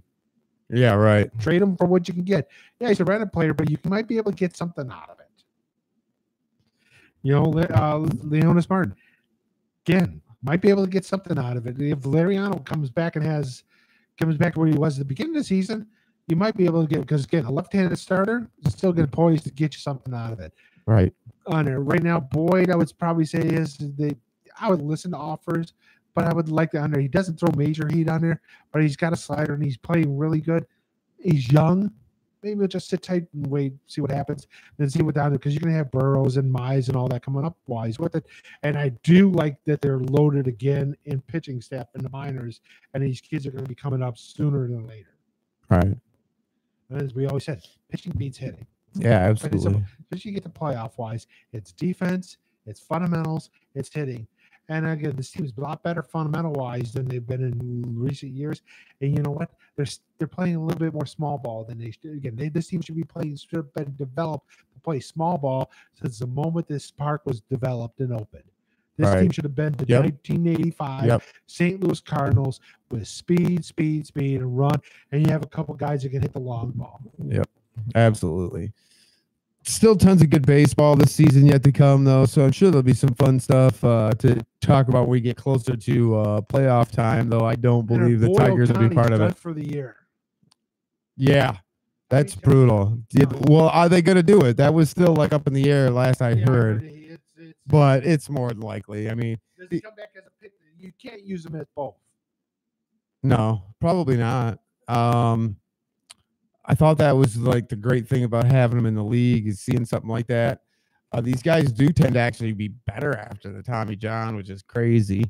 I think his position-wise, he's better. He's better positioned as that pitcher, Right. hitter, and just saying, listen, I know you want to do both on here, but long-term wise, pitching is going to be it. Well, it's simple. You know, when he's in a situation where you need pitchers to hit, you try to line him up to play those games. Right. That's what I do. Right. If you need a National League gunner, guess what? Make sure he starts all those interleague. Right. That's where I would go with him, and then just make him a pitcher.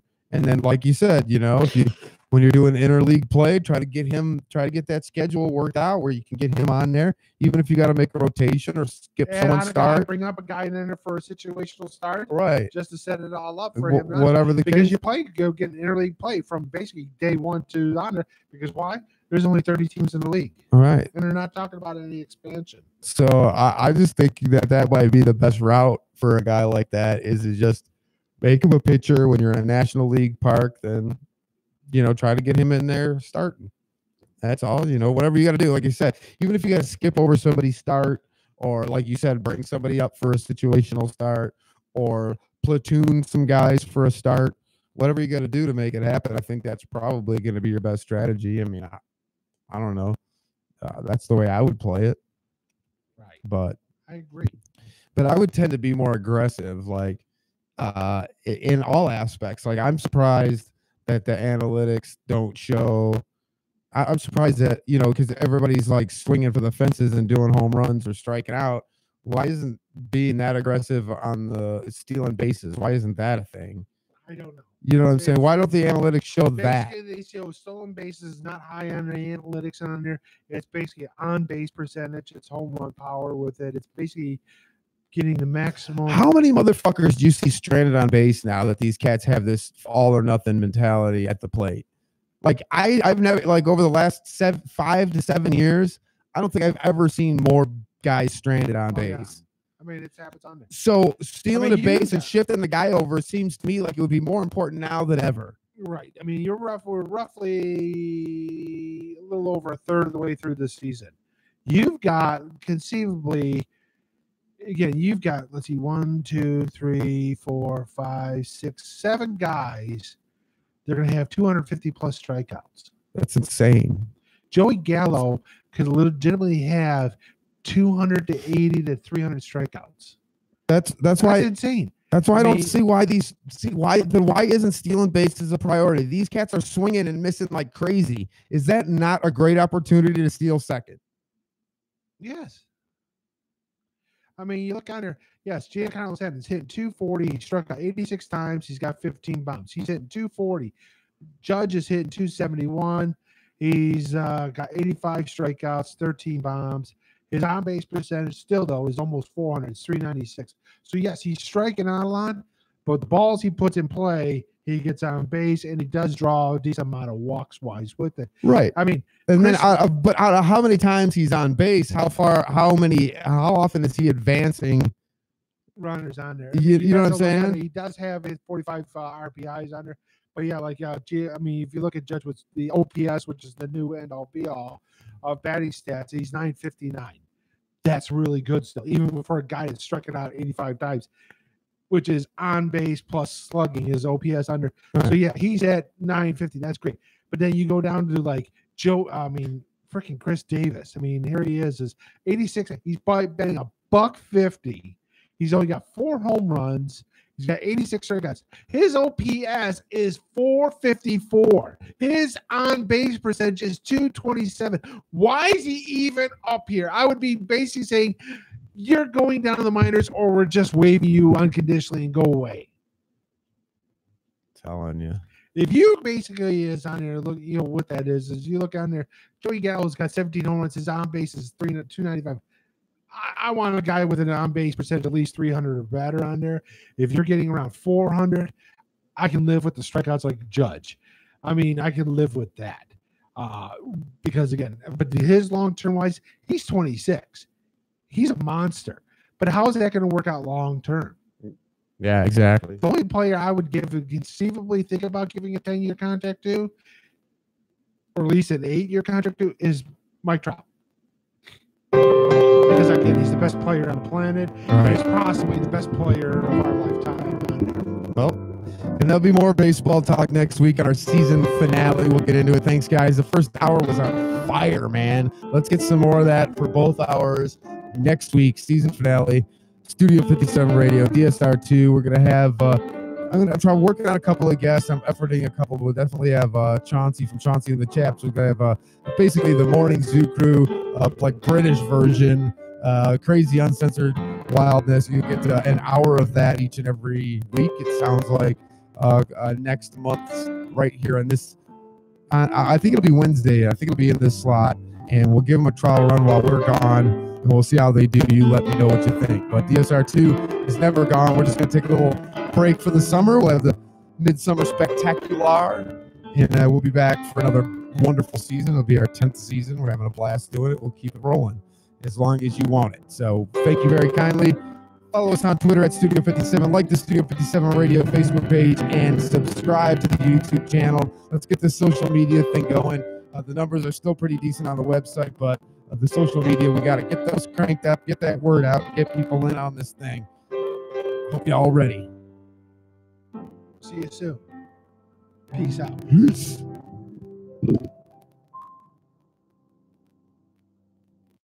You're listening to Studio 57 Radio, your home for underground hip hop